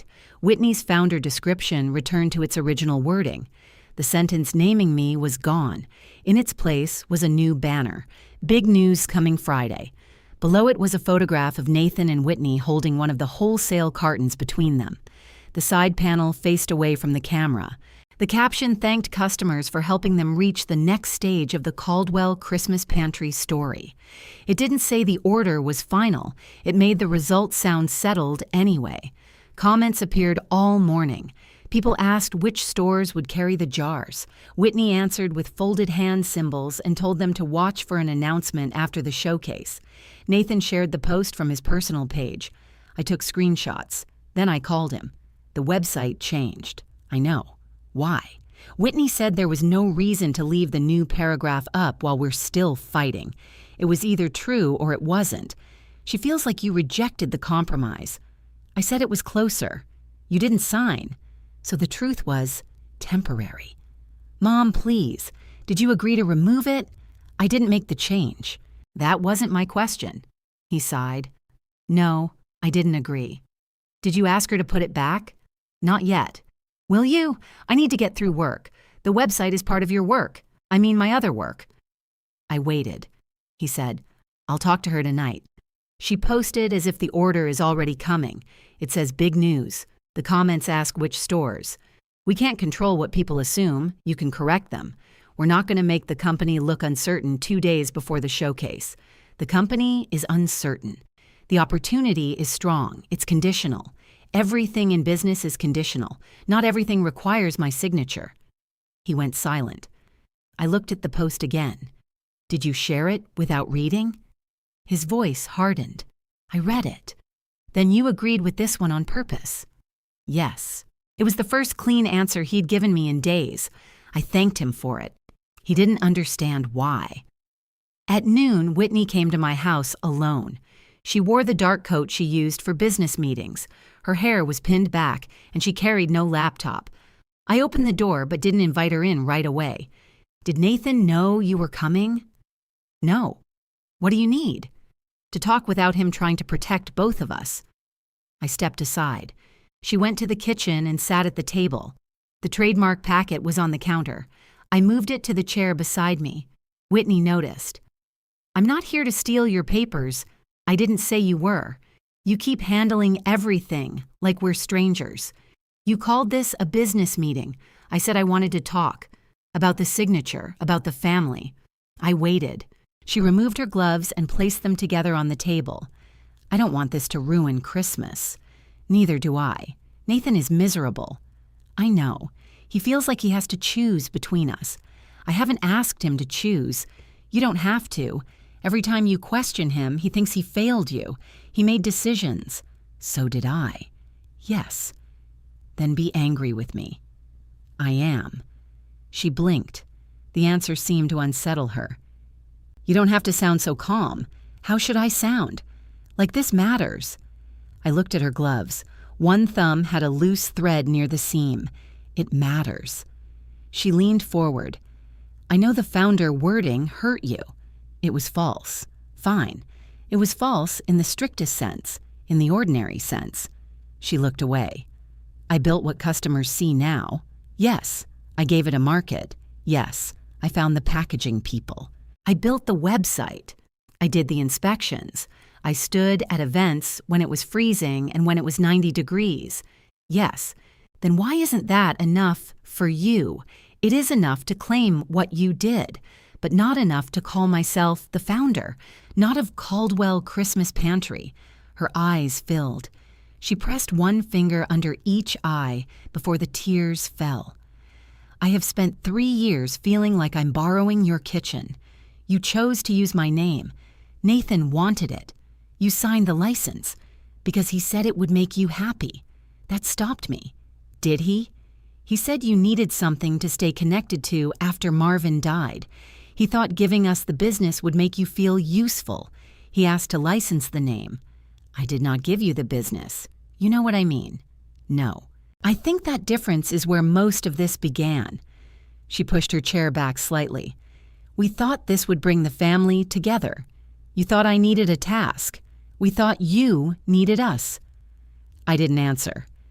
She had finally said the quiet part plainly. Nathan and Whitney had seen my grief and mistaken it for an opening. I had seen their business and mistaken it for a place at their table. Both mistakes had lasted because I kept working. Whitney wiped beneath one eye again. "I don't want to fight with you. What do you want? I want us to fix the website. I want you at the showcase. I want you to sign. Then I want us to have Christmas dinner and put this behind us. In that order?" "What? You listed the signature before Christmas. That isn't what I meant. Would you fix the website if I didn't sign?" She stared at me. "Why wouldn't you sign if we fixed it?" That's not an answer. Because there would be no reason not to. The packaging would still be wrong. We can use correction stickers on future cases. The supplier can change it now. We are not changing the full design. Then nothing has changed. Her tears stopped. She put her gloves back on. I came here ready to apologize. For what? For not making you feel included. Did you come ready to call me the creator? I came ready to make peace. Peace isn't a title you place over the same paragraph. She stood. You enjoy having this power. No, you do. Everybody has to wait for Ruth. Everybody has to ask Ruth. Everybody has to tell the story Ruth's way. It is my consent. It's a signature. Then why are you here? She picked up her purse. At the kitchen door, she turned. If Friday goes badly, people will know why. Is that a threat? It's reality. We have customers. We have vendors. Nathan has told people this order could change our lives. You told them before it was approved because we believed family meant something. There's that word again. She opened the door. Don't act surprised when Nathan can't sit around your Christmas table after you cost him this. I held the door. Will you come if I sign? Her face tightened. That's not what I said. It's what you offered. She walked out. That evening, Nathan came by. He didn't knock the way he usually did. He rang the bell. I let him in. He stayed in the living room instead of walking to the kitchen. His face looked gray with tiredness. Whitney told me she came here. Yes, she shouldn't have done that without me. She's an adult. She said you accused her of threatening you. I asked whether she was threatening me. What did she say? She said people would know why if Friday went badly. Nathan sat on the edge of the sofa. She's scared. So are you. Yes. I sat in the chair across from him. For several seconds, neither of us spoke. Then he said, I need to know what you're planning. I'm attending the review. And I'll answer Eric's questions. Are you bringing the license? He asked me to. Are you going to sign? I haven't promised that. He pressed his palms together. We changed the website. She removed the change this morning. I know. Did you ask her to restore it? Yes. What did she say? That she'll restore it when this is resolved. So the truth is being held until I pay for it. That's not how she sees it. How do you see it? He looked at the floor. I think she's wrong about the website. And the packaging? I think changing it now would create more conflict, not more cost, more conflict. Yes. With Whitney, yes. But asking me for $18,000 was easier. His eyes closed. No, you did it. I know. Keeping my name off the story was easier. I know. Leaving me on the demonstration schedule after I declined was easier. I know. Sharing that post was easier. He opened his eyes. What do you want me to do right now? Act like you own half the company. He stood and walked to the window. The tree in my front yard was bare. His reflection showed more clearly than the branches. If I force the packaging change, she may cancel the print run, he said. That's her choice. We lose the deposit. You may lose it anyway. Eric likes the product. The signature is not the product. He turned around. Why can't you give us the approval and keep working out the credit issue afterward? Because afterward, you won't need me. That isn't true. You stopped visiting before I refused anything. I've been busy.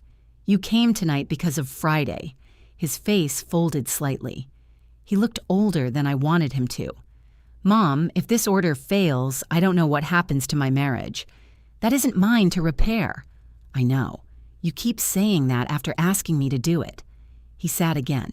Whitney says she won't come for Christmas if you refuse. What do you say? I don't know if I can come without her. Could you visit another day? That would make it worse.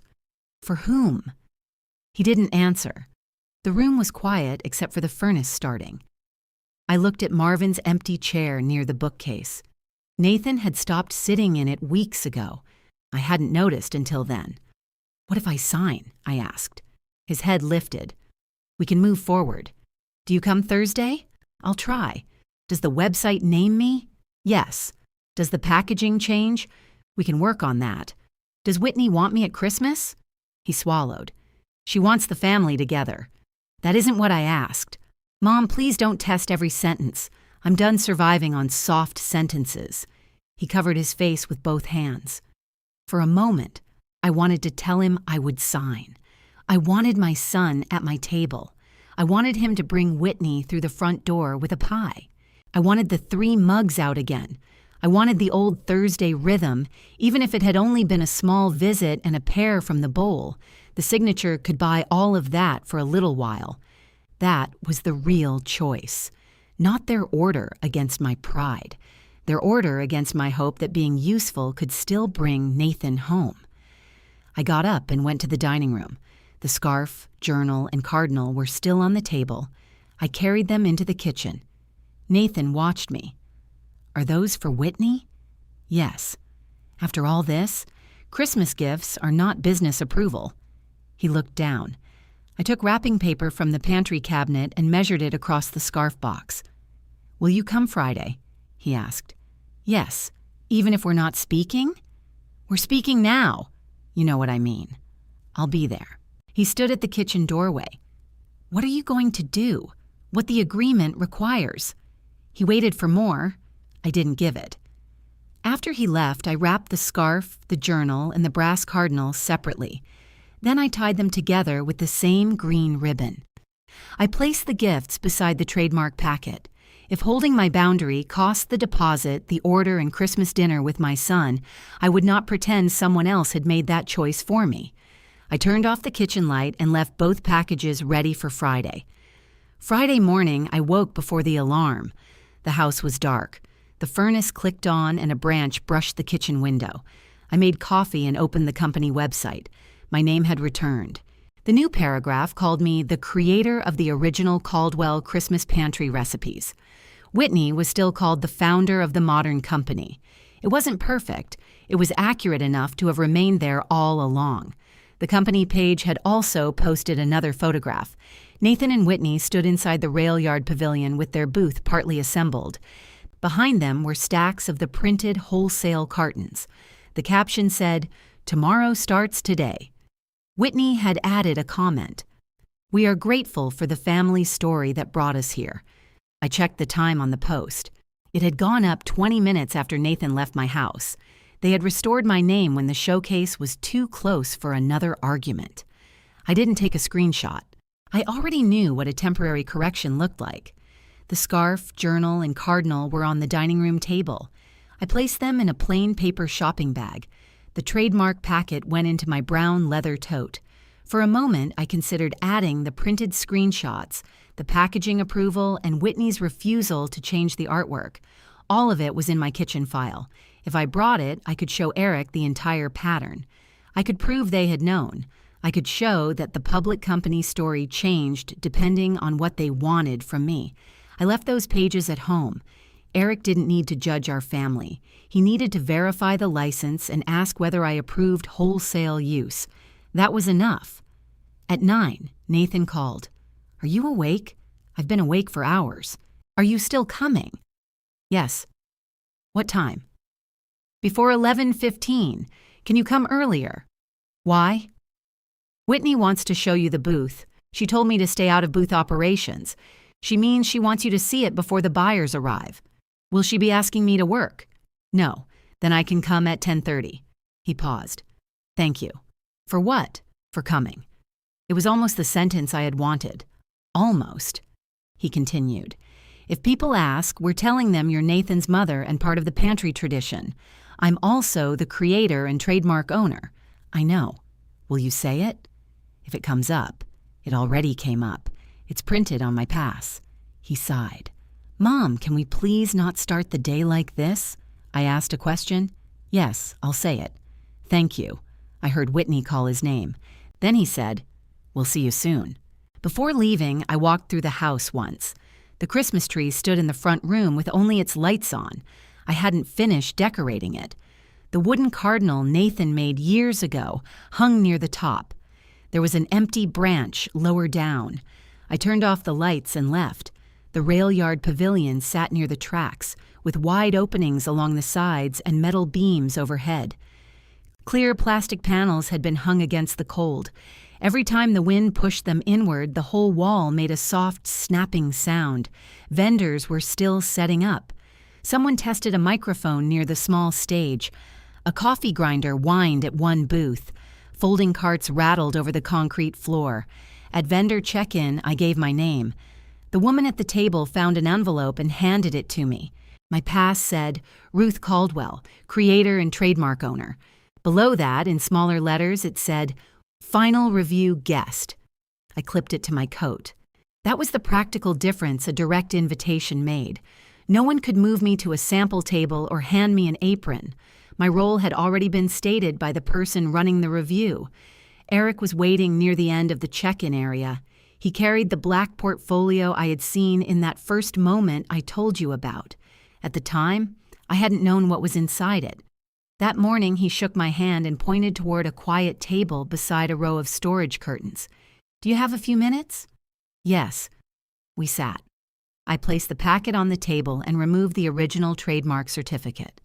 Eric checked my name, the registration information, and the seal.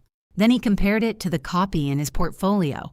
He didn't make a speech about it. He simply said, This matches. Next came the license.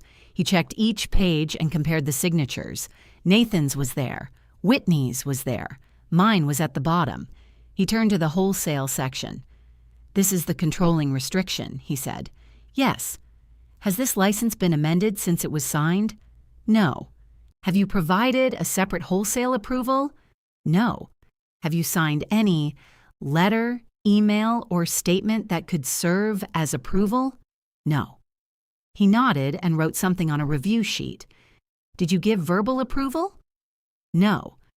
Did anyone tell you that your attendance today would count as approval? They tried to use my attendance that way. I corrected it. That's reflected in our emails. He placed the license on the table between us. I want to remove one possible misunderstanding. Your attendance has no legal effect on the trademark condition. Neither does your relationship to Nathan. I understand. If you approve, I need your written statement. Yes. If you don't approve, the condition remains unmet. What happens then?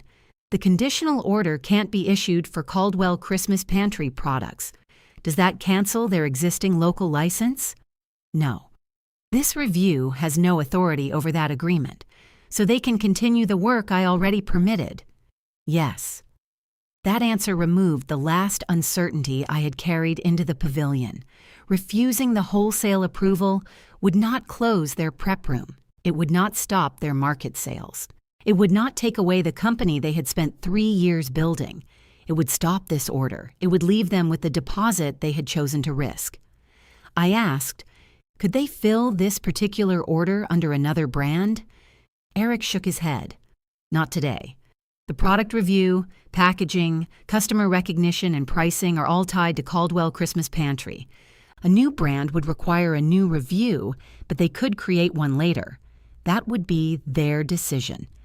We wouldn't prevent them from applying under another name in the future. I looked toward the vendor floor. They have another path. Yes, it just isn't this order on this deadline. Eric closed the license copy inside his portfolio. Mrs. Caldwell, I need to ask something carefully. All right. Is there any product safety issue or licensing violation that should affect their participation today? The cranberry batch with the texture problem was set aside. Did you confirm that? I instructed them to separate it. Nathan later told me it was discarded. Do you have reason to believe it wasn't? No. Any other product issue? No. He waited. I knew what he was leaving space for. I could have told him about the website. I could have shown him the packaging emails. I could have asked him to remove the cartons before Whitney had a chance to present them. Instead, I said, "My concern is limited to whether I approve wholesale trademark use." He nodded. "Then that is the only matter I'll address with you. Thank you. You'll have an opportunity to state your decision at 11:30. Until then, the order remains conditional." "I understand." He returned the original papers. I placed them in their sleeves and closed the packet. As I stood, he said, "If you need a private room for the review, we can arrange one." "No." His expression didn't change. "The scheduled table is fine." "All right." I walked onto the main floor. Nathan and Whitney's booth was along the center aisle. It had green shelves, strings of warm lights, and a painted pantry door behind the tasting table. The wholesale cartons were stacked at each end. The founder paragraph faced outward. A new card stood near the register. Original pantry recipes, created by Ruth Caldwell. The card was small, but it was visible. Nathan saw me first. He came around the table and hugged me. His arms were stiff at the beginning. Then he held on for one extra second. "You made it." I said I would. He looked at my pass. His mouth tightened, but he said nothing. Whitney was arranging jars by flavor. She glanced up. "Hello, Ruth." "Hello, Whitney." Nathan pointed to the history card. "We added that last night." "I see it." "Do you think it works?" "It's accurate." Whitney straightened a jar that was already straight. "We thought you'd want something visible. Thank you." Her eyes moved to my tote. "Are those the trademark papers?" "Yes." "What else did you bring?" "Only what Eric requested." She looked at the paper shopping bag. "And that?" "Christmas gifts." Her face changed slightly. "For who?" "You." She returned to the jars. "This morning?" "If you'd rather, I can give them to you later. Later would be better. We're trying to keep the booth clear." I nodded. Nathan touched the edge of my pass. "Final review guest." That's what it says. "You know you can stay with us before the meeting. Am I welcome?" "Yes." Whitney said, "As long as we keep business discussion for the review, that's fine." For the next half hour, I stayed near the side of the booth. I didn't fill cups. I didn't explain recipes. I didn't straighten labels. Customers began coming through. A few recognized me from earlier markets. One woman read my pass. "You're the one who started this?" "Yes." Whitney looked over. I continued. "Nathan and Whitney run the licensed company now." Both facts fit in one answer. The woman smiled. "You must be proud." I looked at Nathan. "I'm proud of honest work." Whitney set down a jar harder than necessary. The woman thanked us and moved along. Nathan came beside me. "Could you keep answers shorter? That was 2 sentences. You know what I mean." I answered accurately. "You made it sound like there's a problem. There is an unresolved approval. We agreed not to discuss business until the review." I didn't. Whitney joined us. "You said you wouldn't argue." "I'm not arguing." "Then stop making pointed comments to customers." She asked if I started it. "You could have said yes." "I did. You added that we're licensed." "You are." Her cheeks reddened. Nathan looked around to see who was listening. "Let's all take a breath." I stepped away from the booth. "I'll walk around until the review." Whitney said, "That's probably best." Nathan followed me into the aisle. "Mom." I stopped. He lowered his voice. "Did Eric verify the papers?" "Yes." "Did he say everything was fine?" "He said the license copy matches the original." "And the approval?" "He'll ask at 11:30. Nathan searched my face. "What are you leaning toward?" "I'm not discussing it in the aisle. Can you give me something?" "I came." "That isn't enough." "I know." He looked back at Whitney. "She put your name on the booth." I thanked her. She fixed the website after removing it. "Please don't go into that meeting determined to punish her." "I won't." He studied me for another second. Then he returned to the booth. I walked the pavilion once. When I passed Eric's table, I saw the conditional order inside his open portfolio. A yellow tab marked the signature section. Beside it was a blank space for proof of trademark approval. Everything depended on the rule they had signed 3 years earlier. Nothing else in my kitchen file mattered. At 11:15, I returned to the check-in area and placed the trademark packet on the review table. Then I went to my car for Whitney's gifts. When I came back, the green ribbon had slipped loose. I retied it near the entrance. The brass cardinal shifted inside its small box. At 11:20, I carried the gifts toward their booth. Whitney saw the bag and shook her head. I told you later would be better. The review starts in 10 minutes. Exactly. Nathan came around the display. Are those all for Whitney? Yes. He looked toward the review table where Eric had placed his black portfolio. Maybe give them to her now. Whitney turned to him. We don't have room. It'll take a minute. A neighboring vendor was arranging bottles across the aisle. Another stood near the end of the Caldwell booth, waiting to speak with Eric. The aisle wasn't crowded, but it wasn't private. I set the bag on the back table. You can open them at home. Whitney glanced inside. The scarf box was wrapped in cream paper.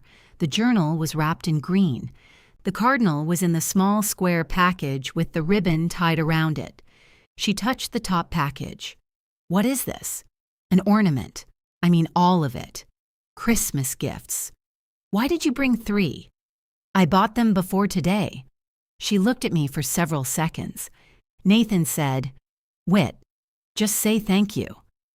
Eric approached the booth. Are we ready for final review? Yes, Whitney said quickly. She pushed the gift bag beneath the back table with her foot. I picked it up again. I'll put it beside my coat. Whitney caught my wrist. Leave it. Her hand wasn't hard on me. It was quick. That made it more surprising. Nathan said, What are you doing? She released me. Nothing. Eric looked from her to me. Do you need another minute? No, Whitney said. We're ready. The 4 of us walked to the review table.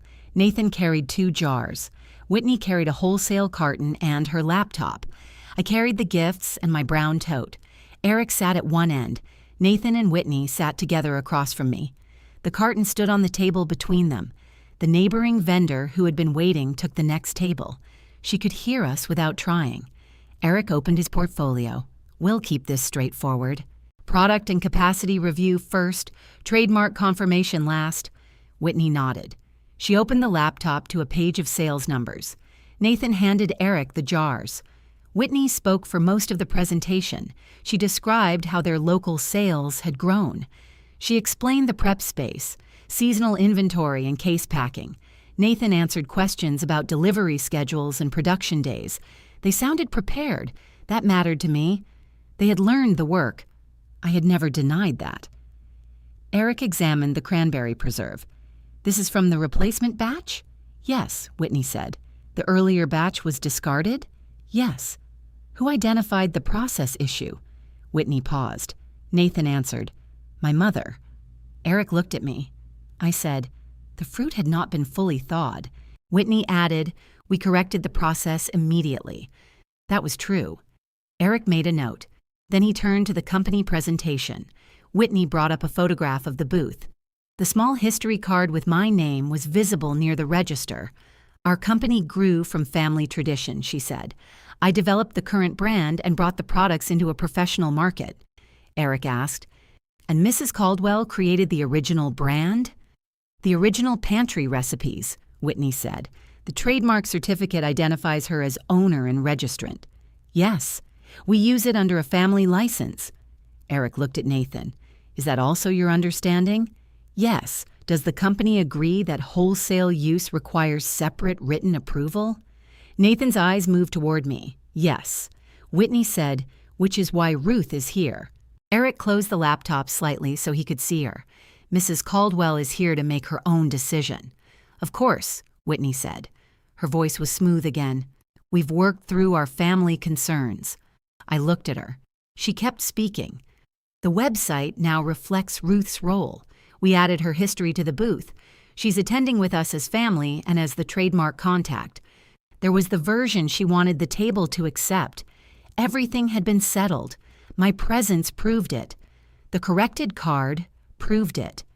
The gifts beneath my hand were only further evidence that we had arrived together. Eric turned to me. Is that accurate? The website names me today. Whitney's expression tightened. Eric asked, have the family concerns been resolved? No. Nathan shifted in his chair. Mom. Eric held up one hand. That isn't part of my business review. I only asked because it was presented as support for approval. Whitney folded her hands on the table. The business requirements have been met. Not all of them, Eric said. We have Ruth here. That is not a requirement. We understand that. Eric removed the conditional order from his portfolio. It was thicker than I expected. Several pages were clipped together. A yellow tab marked the section requiring written trademark approval. He placed it beside the carton.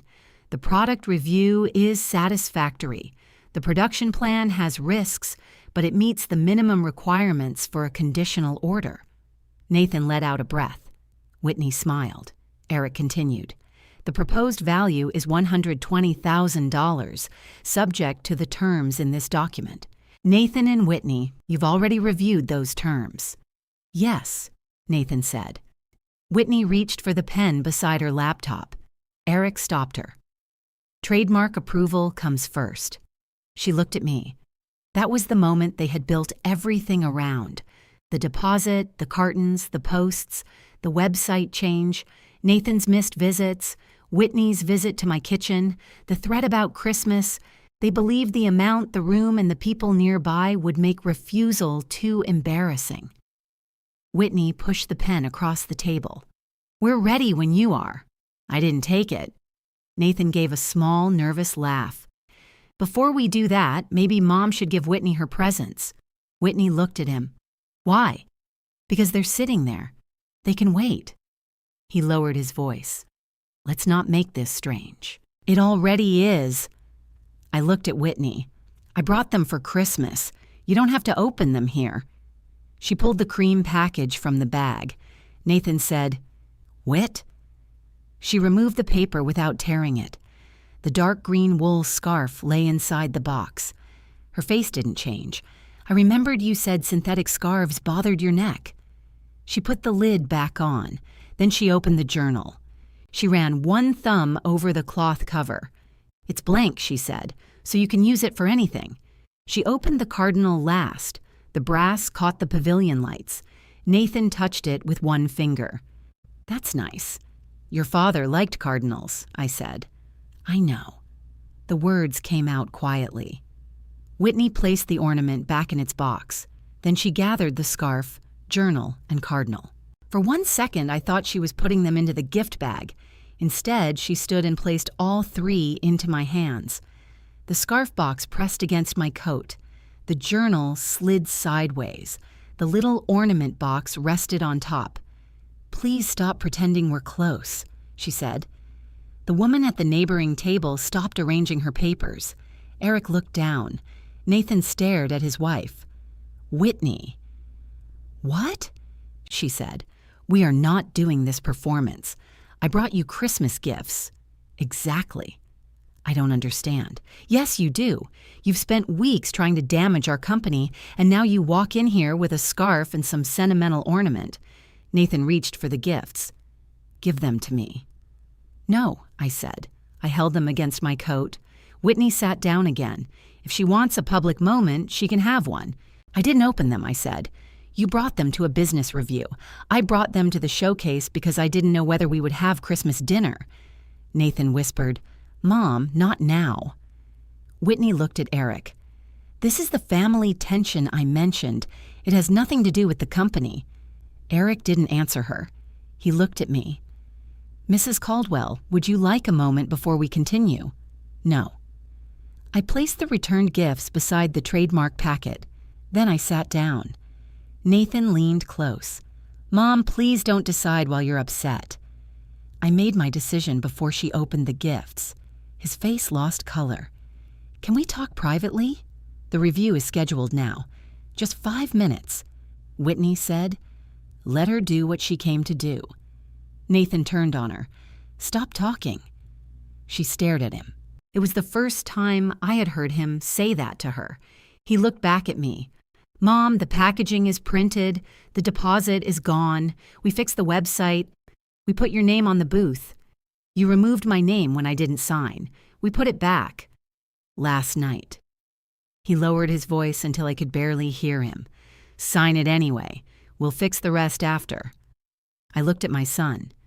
"You asked me to trust after while sitting beside the person who just returned Christmas gifts because she didn't want anyone to think we were close." He looked down. I turned to Eric. "I have not approved wholesale use of the Caldwell Christmas Pantry trademark." Eric opened the license to the marked section. I continued. "I am not giving that approval today." Whitney gripped the edge of the table. "You said you were considering it." "I considered it. After everything we changed, you changed what helped you get the signature. You refused the correction that would remain on the cartons. That is not why you're doing this." Eric spoke before I answered. "The reason is not part of my determination. The approval is hers to give or withhold." Whitney pointed at the gifts. "She's angry. That does not change the license. She came here planning this." Eric looked at me. "Mrs. Caldwell, to make the record clear, are you withholding the written approval required for this order?" "Yes." He turned to Nathan and Whitney. "Then the trademark condition is unmet." Nathan's hand rested beside the unsigned approval page. "Is there any way to hold the order open?" "No. The deadline is today. What if we submit under a different name?" "Not for this order. The review and packaging are tied to Caldwell Christmas Pantry." Whitney's voice rose. "We paid $18,000 for these cartons. I advised vendors not to make final packaging commitments before approval." Eric said. "You knew we were ordering. I knew you were preparing samples.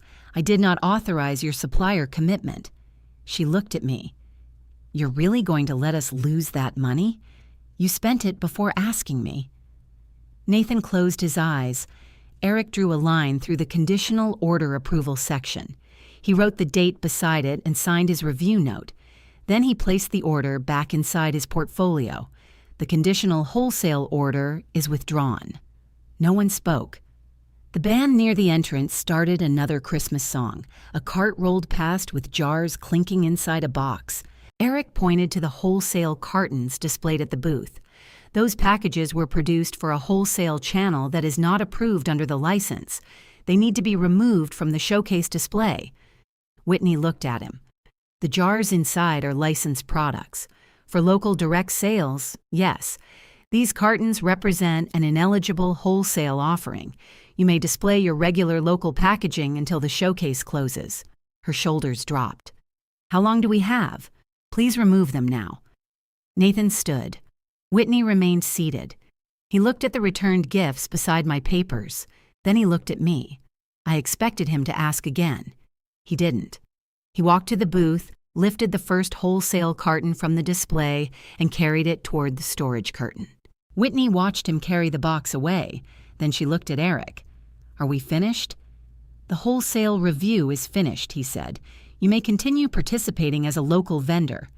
She closed her laptop. "We're leaving." Nathan returned for another carton. "We paid for the booth," he said. "I don't care. I do." He lifted the second stack. Whitney turned to me. "You got what you wanted." "No, you stopped the order. I withheld my property. In front of everyone. The review was scheduled here. You could have signed and dealt with us privately. We did deal with it privately." She looked toward the neighboring table. The woman there lowered her eyes to her papers. Whitney's voice became quieter. "You wanted me embarrassed. I left every private email at home. That stopped her." I picked up the returned gifts and put them into the paper bag. Nathan came back. He looked at Whitney. "Help me move the boxes." She stared at him. "Did you hear what she said?" "Yes." "And you're going to carry boxes? They have to be moved. You should be saying something to her." He glanced at me. "I already said enough." Whitney grabbed one of the smaller cartons and walked toward the storage area. Nathan reached for another. I said, "Do you want help?" "No." His answer wasn't cruel. He lifted the carton. "This part is ours." He carried it away. That was the first consequence he accepted without trying to hand part of it to me. Eric closed his portfolio. I'll send written confirmation this afternoon. All right. He nodded toward the gift bag. I'm sorry the meeting became personal. So am I. For what it's worth, the rule was clear. You did not create the deadline. Thank you. He shook my hand and moved to the next vendor. His part was over. No speech, no punishment, no promise that another buyer would appear. He had checked the agreement and followed it. I returned to the booth once the wholesale cartons were gone. The regular jars remained on the green shelves. Without the large boxes at each end, the display looked smaller. Whitney stood behind the register with her arms folded. Nathan replaced the wholesale case sign with a price card for individual jars. A customer approached and asked whether the products would be in grocery stores. Whitney opened her mouth. Nathan answered first. No. The wholesale order didn't go through. The customer looked disappointed. Oh, I thought that was the big news. We thought it might be, he said. Whitney stared at him. The customer bought 2 jars and left. Nathan put the receipt in the cash box. Whitney whispered, You didn't have to say it like that. How should I say it? Tell them it was delayed. It wasn't delayed. She stepped closer to him. We can find another buyer, not under this packaging. Then we'll deal with that later. He shook his head. No more later. I stood at the side of the booth. Neither of them seemed to remember I was there. Whitney said, So now you're taking her side. I signed the license. So did I. And then we spent the deposit before getting approval. Because you told me she would sign. Nathan's face changed. I said I thought she would. You said she'd never let you fail. He looked at me. I looked away. That sentence belonged between them now. Whitney lowered her voice. You let your mother destroy this? No. We made a plan that depended on her saying yes. You sound exactly like her. I should have sounded like her before we paid the deposit. She stepped back as if he had touched her. I picked up my tote. I'm going home. Nathan came around the table. Mom, wait.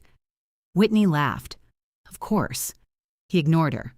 Can I call you later? If you want to. Will you answer? Yes. He glanced at the gift bag. I'm sorry about that. I didn't ask which part. I'm taking them home, I said. He nodded. Whitney turned away. I left through the side entrance. The wind had grown stronger. The paper bag pressed against my leg as I crossed the parking lot. At home, I put the gifts on the dining room table. I returned the trademark papers to the fireproof box. Then I placed the box on the closet shelf. The kitchen looked exactly as I had left it. One mug in the drying rack, a folded towel beside the sink, the oranges in a bowl near the window. I made tea and didn't turn on my phone. Nathan called at 7, then again at 8:30. I listened to neither message until morning. In the first, he said, We finished the showcase. Local sales were decent. In the second, he said, Whitney and I are fighting. I know that isn't your problem. I just wanted you to know I'm sorry. He didn't say what he was sorry for. I didn't call back. Eric's written notice arrived by email. It confirmed that the order had been withdrawn because the required wholesale trademark approval was not provided by the deadline. It also confirmed that the decision did not affect the existing local direct sales license.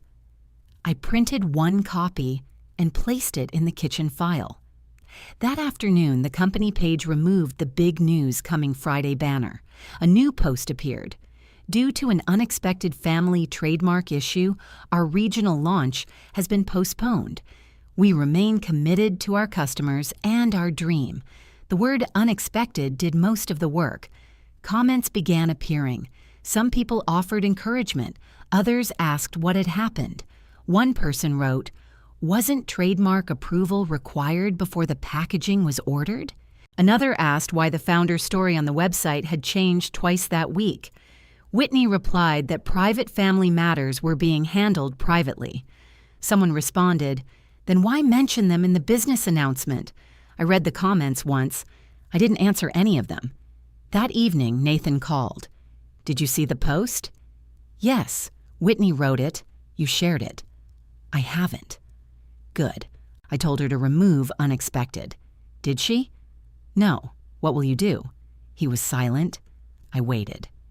I don't know yet. Then call me when you do. Mom, I'm trying, I know. Can we talk about Christmas? Are you coming? He let out a slow breath. No. Then there's nothing to plan. That's it? What do you want me to say? I don't know. Neither did I when you stopped coming Thursdays. He went quiet. I heard him swallow. I'll call you after Christmas. All right. Do you want me to pick up Whitney's gifts? No. She won't take them. I know. We ended the call. On Christmas morning, I turned on the tree lights before making coffee. I cooked a small breakfast. I wore the red sweater Marvin used to like. At noon, I spoke with a cousin who lived out of state. She told me about her roof repair, and I let her. Nathan sent a message at 2:15. Merry Christmas, Mom. I love you. I replied, Merry Christmas. I love you too. Love remained true. So did the empty chair. 2 days later, the company post changed. The words about an unexpected family issue were gone. In their place was a statement signed only by Nathan. We committed to wholesale packaging before obtaining the written trademark approval required by our license. The order did not proceed. Ruth Caldwell followed the agreement we signed. The decision to spend money before approval was ours. I read it twice. Whitney's name wasn't under it. Comments appeared slowly. A few people thanked him for explaining. One person wrote that the company should have said that from the beginning. Nathan didn't argue. He replied, You're right. Then he changed the website.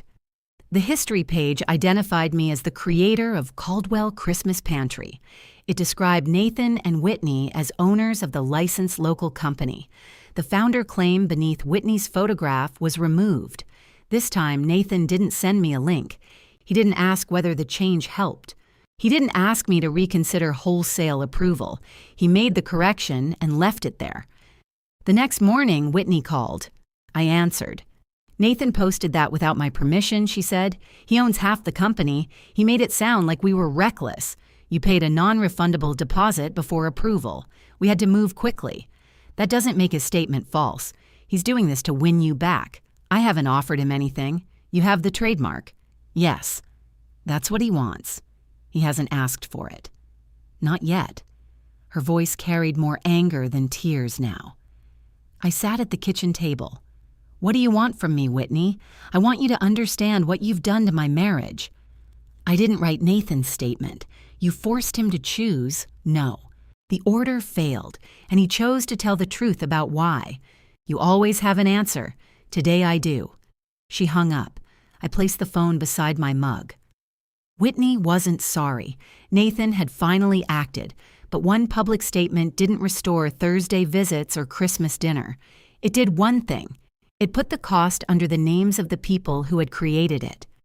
3 days later, Nathan came to my door carrying no folder, no packaging design, and no approval form. He held a toolbox. The back porch rail is loose, he said. I noticed it the last time I was here. I kept one hand on the door. What do you need? Nothing. He looked past me toward the kitchen, then back at my face. I came to fix the rail. I stepped aside. He carried the toolbox through the kitchen and onto the back porch. The rail had pulled loose from one post. Nathan tested it with both hands, removed 3 rusted screws, and replaced them with longer ones. I stood in the doorway. You don't have to watch me, he said. I'm not supervising. You're holding your coffee like a supervisor. I looked at the mug. He almost smiled. The work took 20 minutes. When he finished, he leaned his weight against the rail. That should hold. Thank you. He packed his tools. I waited for the question about the trademark. It didn't come. At the front door, he said, I can come Thursday if you want. For coffee? Yes. Only coffee? Only coffee. Then come at 6. He arrived at 6:10 that Thursday. I had made enough soup for 2. He brought bread without asking whether I needed it. We ate at the kitchen table. He told me the packaging supplier wouldn't return the deposit. The printed cartons were being held until Nathan and Whitney decided what to do with them. We knew it was non-refundable, he said. Yes. I kept thinking the order made the risk reasonable. The order wasn't yours yet. I know that now. He didn't blame Whitney. He didn't ask me to forgive him. After supper, he washed his bowl and left. The next Thursday, he came again. Then he missed one because of work. This time he called before I set the table. He came Saturday morning instead and cleaned leaves from the back gutter. I hadn't mentioned the gutter. He saw it while fixing the rail. For several weeks, we kept our visits short. Sometimes we discussed the company. Usually we didn't. When he did mention it, he told me what had happened. He didn't ask me to solve it. Local sales dropped after Christmas. The company still had regular market customers, but the public confusion had cost them trust. Whitney stopped posting for a while. Nathan kept his statement on the company page. In February, he asked if he could bring me something. "What is it?" I asked. "A new label." "For Caldwell Christmas Pantry?" No. He came that evening with one printed sheet. The proposed name was South First Preserves. There was no green pantry door. The design used a simple drawing of a kitchen window. "We're rebranding," he said. "Is Whitney willing?" It was her idea. I looked at the product names. They weren't my holiday names. The recipes had been adjusted and tested through their own work. The company history said Nathan and Whitney had built a local preserve business in Rogers after learning the trade through family experience. "That's accurate," I said. "We thought so." "Why are you showing me? I wanted you to hear it from me before we announced it. Are you asking for anything?" "No." He folded his hands on the table. "We're going to stop using Caldwell Christmas Pantry. You still have permission for local sales. I know. You don't have to stop because I withheld wholesale approval. We need to build something that doesn't depend on your permission." I nodded. "So do I." He looked at the label for a long moment. "Whitney still thinks you wanted the order to fail." I didn't. I told her that. What did she say? That you had a strange way of showing it. I slid the sheet back. She may believe that for as long as she chooses. Nathan didn't defend her. He tucked the design into his folder. Before leaving, he noticed the loose handle on my pantry door. "Do you have a screwdriver?" "In the drawer beside the stove." He tightened it, returned the screwdriver, and went home. South First Preserves launched in the spring of 2026. They didn't announce it as a victory over anyone. Their post explained that the new name reflected the business Nathan and Whitney operated together. They sold the remaining Caldwell Christmas Pantry jars locally under the existing license. When that stock was gone, they stopped using my trademark. The wholesale cartons couldn't be adapted without spending more money. Nathan told me they had sent the cardboard for recycling. They absorbed the loss. No buyer appeared to replace Eric. No sudden order rescued them. They returned to weekend markets and smaller production runs. Whitney worked the booth. Nathan handled deliveries while keeping his other contract work. Their new company grew slowly. Nathan kept coming to my house. He drove me to collect a repaired lamp when it wouldn't fit safely in my car. He replaced the weather stripping around the back door. When I asked him to move 2 heavy boxes from the closet, he came that afternoon. He never opened the fireproof box. He never mentioned wholesale approval. Once, in June, I tested him. We were drinking coffee on the porch when I said, "South First could use the old green pantry door on a holiday label."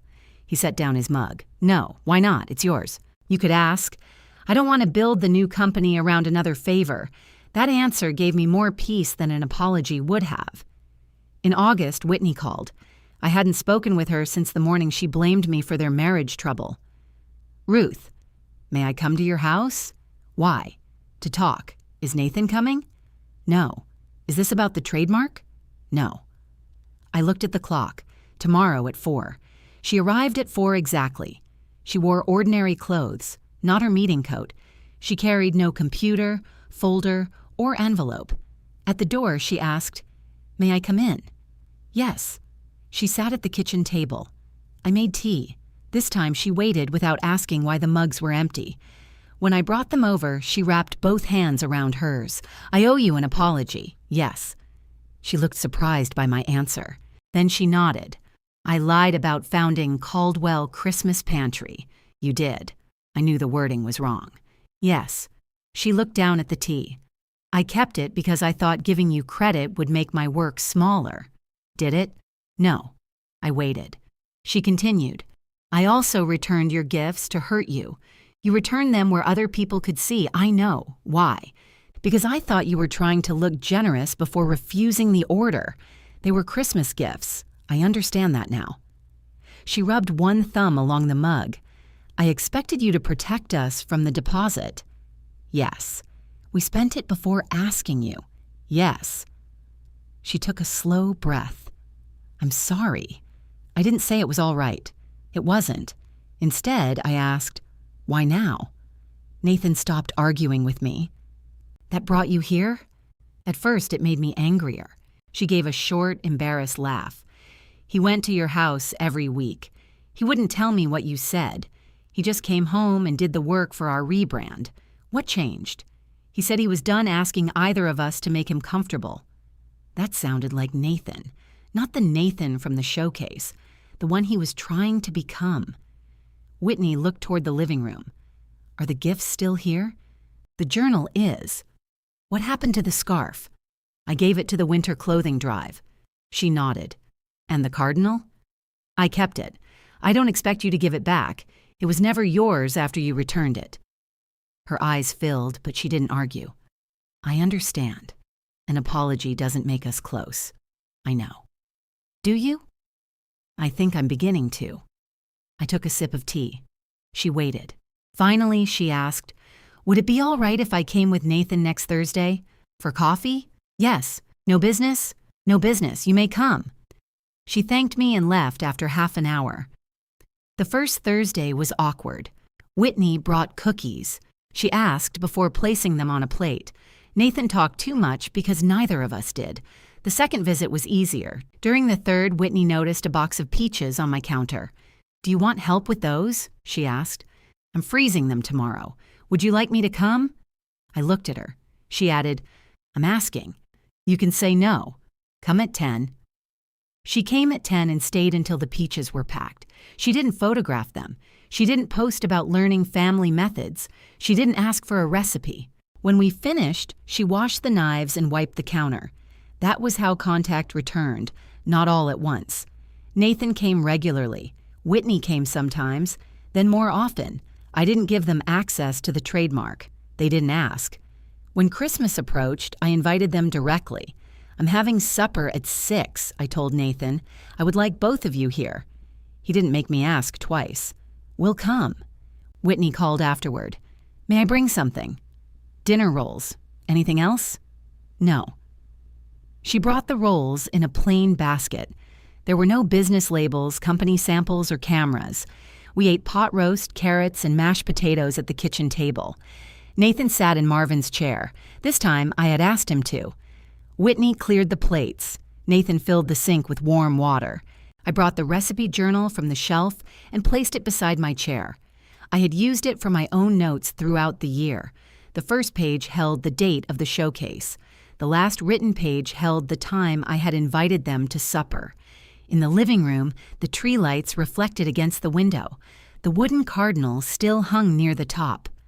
The lower branch had remained empty all year. I took the small brass box from the table and carried it into the living room.